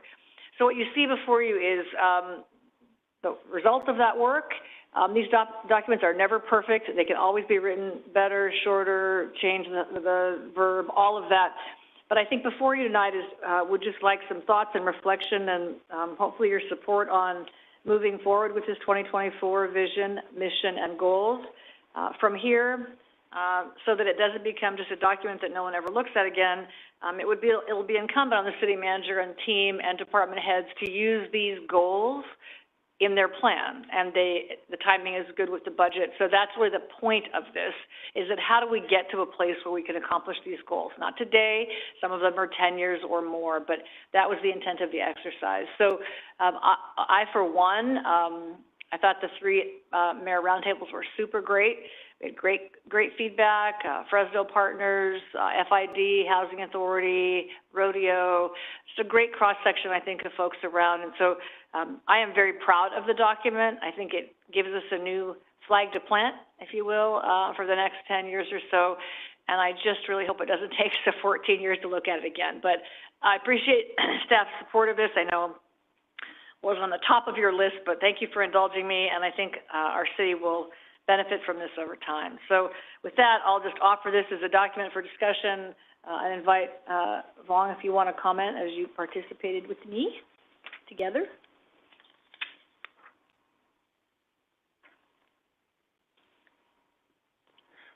I thought the sessions were well attended. People, I think that my only thing is maybe there are certain sectors that we're not, but I think we can keep going forever if we do that as well. And so this is a great product that came up from our discussions. And I appreciate the mayor pushing this forward when she became mayor, wanting to relook at this and engaging the community again. And so, thank you. Yeah. Anyone else? You know, like with the Constitution is a living document, a vision, mission, and goal statement is also a living document. 2010, now it's 2024, it's time to breathe a little, put another light on it, make sure that where we were going before, I see a lot of the things that we had done as a city in 2010 we're doing now, but this has been fine-tuned. I think it's a document that we can use as a blueprint to move forward, and if something comes up that clearly is not within vision, mission, and goals, that'll be the exception, and that'll be a conversation that we have to change it. So I think it's a good document to live from. Thanks. Matt, any comments? No, I'm good with it. I think, looking through all the goals and that kind of stuff, everything looks, expanded on from what we did in 2010. And, when we talked about some of the stuff in the past, I mean, a lot of the things that are still in there: safest city in the valley, strong neighborhoods, do the right thing. I mean, do the right thing has always been such a big part of what we've done in Clovis, and especially with the police department, fire department stuff. Some of the stuff we put into the language that's already existing. So, for me, everything was great. Thanks. Any public comment on the document? All right, well, that's easy. I would encourage folks, I think the one thing we probably didn't do, we had talked about it, and I don't know, life got in the way, but we talked about doing a Facebook Live for the community around this. I mean, I don't think we probably did as good a job with the broader community input, so we might be able to do that as the budget goes along or whatever, just to sort of get the word out that there's this, kind of the deal. But I think the vision statement, I hope everybody gets a chance to read it, but when we were talking about this at one of the meetings, and it's like 7 o'clock in the morning, so the fact that anyone could make a sentence was really impressive. But we were talking about what kind of place do you want to live, and it was Bill Smitkamp who said, well, when I think about it, I just think of home. And with that one word, we all went, oh. So I think that is, Clovis is not just a city. It's really a place that we can belong and people feel safe and welcome. So it was a fun process to go through. So anyway, with that, I think we are just going, I guess there's a motion to approve the vision, mission, goals. I would ask that staff maybe once a year will bring these back, put them in our budget planning, bring it back this time every year. Have we done anything toward it? What are the plans toward it? And, I think that would be really important. Otherwise, it will just get dusty, and that's not why we did all that. So with that, I'd entertain a motion. Motion to approve the vision, mission, and goals. You can't say it either. I can't. Is there a second? Thanks. There's a motion and a second. All those in favor, is there any further discussion? All those in favor signify by saying aye. Aye. Opposed? Motion carried. Nice work, Lynn and Vaughn. Thank you. Motion carries 4 in favor and 1 absent. Thanks, everybody. Best news for John is I won't have to keep asking him where it is. Yes. Don't say yes. No. I'm just kidding. All right. Yes, I know. City manager comment. I'm going to defer to Andy tonight to recognize a staff member. So as you know, we're the safest city in the valley, and that's because of officers that we have. So my family was a victim of identity theft about 2 months ago, and the officer that helped us with that is in the room.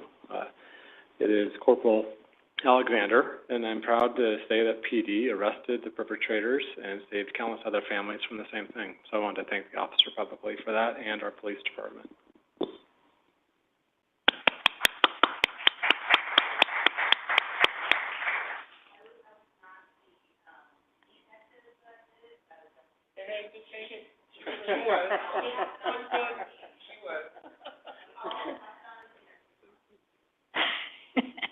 We're going to give you full credit. What you do with it from here is up to you.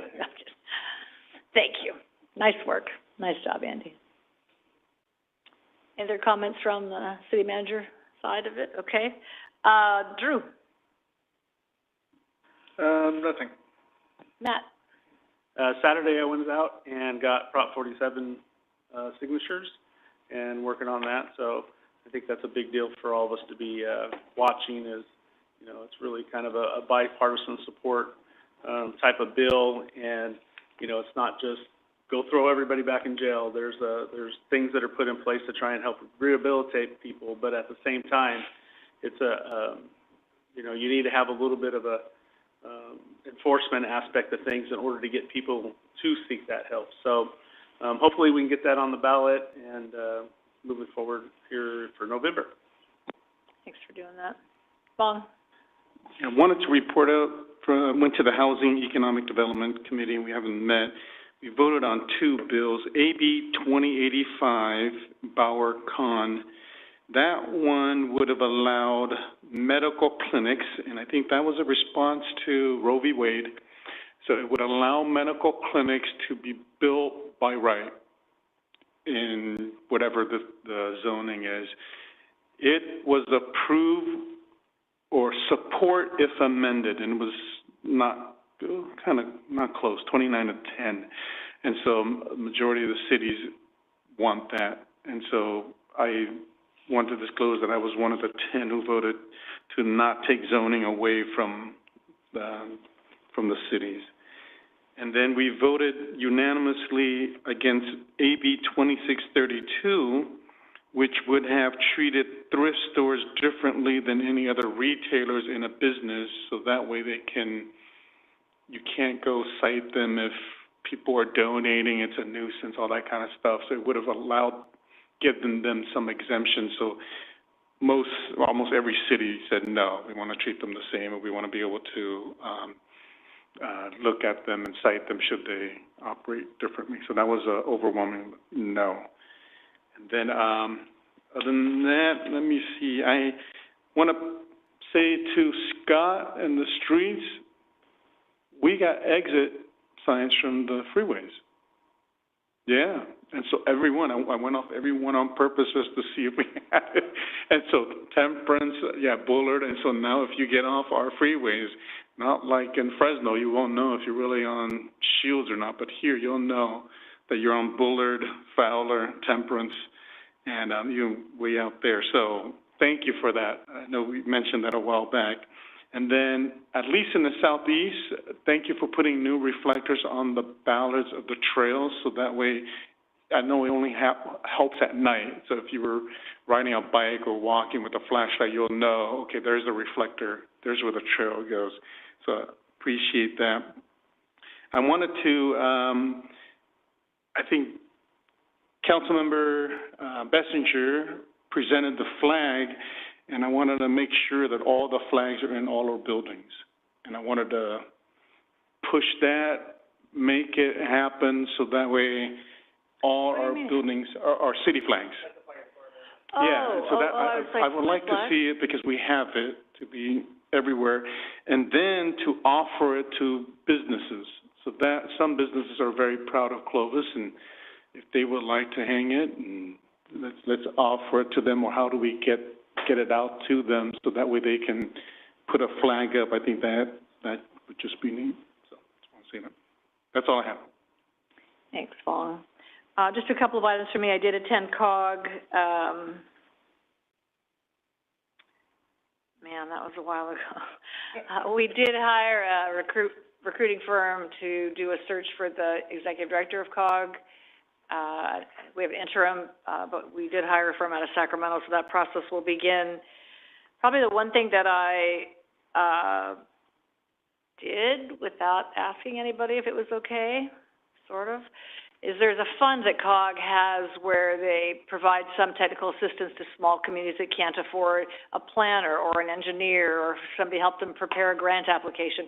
It's only $100,000. It's a very small amount of money. And it didn't seem right that Clovis and Fresno should even be in that pool when you look at Huron and Mendota. And so I just suggested that they take Fresno and Clovis out. There was nobody there from Fresno, so sorry for them, but it just is, I hope that that's not a problem, but I just didn't think it was right that we would take part of their technical assistance when we have the capacity that we do. So I guess I should have told you I did that, but I just did. There you go. That seemed like the right thing to do. Just two other fun things. I want to give a shout out to Renee and her team. A young girl and her brother won a drawing to have lunch with the mayor. They need better drawings. But anyway, so we had lunch, and they wanted to do planning. They didn't want to do police or fire. They wanted to do planning, and I thought that's super great. But it requires someone to do the work. So Renee, to your team, Aaron, who kind of organized it all, and two just incredibly bright young planners and engineers, Marissa Jensen and Tiffany Silguero, I'm sorry if I don't, anyway, they were amazing, and they had made like a planning, they had workshops, and they had math problems, and they had a map, and anyway, it was just an awesome experience. So it was great to spend a couple hours with two great young staff members, and these kids had a great time, their mother had a good time, so anyway, super, super fun, and I really appreciate that, so thank you for doing that. And then finally today, I got invited to go to the OSHER, Lifelong Learning, if you've not been there. It's an institute at Fresno State for people over the age of 50. That's not why they invited me. I barely made it. I actually wrote the grant for the OSHER program when I worked at Fresno State 20 years ago. But anyway, they have lectures and learning for adults. And today was a man talking about Marcus Pulaski. And it was a man named Dan Carrion. He's a Fresno State professor. So it was fascinating. I learned things about Marcus Pulaski that I don't think I knew. But here's my trivia for the day. How many times has Tarpey Depot been moved in its history? I should have a prize for the winner. How many times has Tarpey Depot been moved in its history? 3? 4. Easy answer is 1 and wrong, but anyone want to guess? You guys want to guess? 2? 4, the answer is 7. 7 times from its original location. It's been back and forth across Clovis Avenue like 3 times, Kearney Park, downtown Clovis. But anyway, I had no idea. So anyway, it was a really great experience. And there's a gentleman writing a book about Marcus Pulaski. So anyway, the answer is 7. For future Trivia Pursuit games, that is the answer to how many times Tarpey Depot has been moved. And it never was a depot. It never served as a train depot. It was too far from the railroad tracks, so it never served as a depot. So anyway, it was pretty fun. So, enough of that. With that, we will adjourn into closed session. Yeah? One more comment. I keep forgetting your father's name. Brent? Right there. Yeah. Thank you for inviting us to the Vietnam War Veterans Memorial, not the event. So a couple of us were there. It was very nice. Thanks for inviting us, and some of us were there. And then to the speech and debate team, thank you for inviting us to your, what is that, Gala. Not the gala, but the one with, what's that game you play? Cornhole tournament. So thanks for that as well. So we went to that. Thank you. All right. With that, we will adjourn into closed session. There are 2 items on the agenda. Will we report out or will we not? We're not expecting any action to report tonight. All right. Thanks, everybody, for attending. We'll see you soon. Yeah.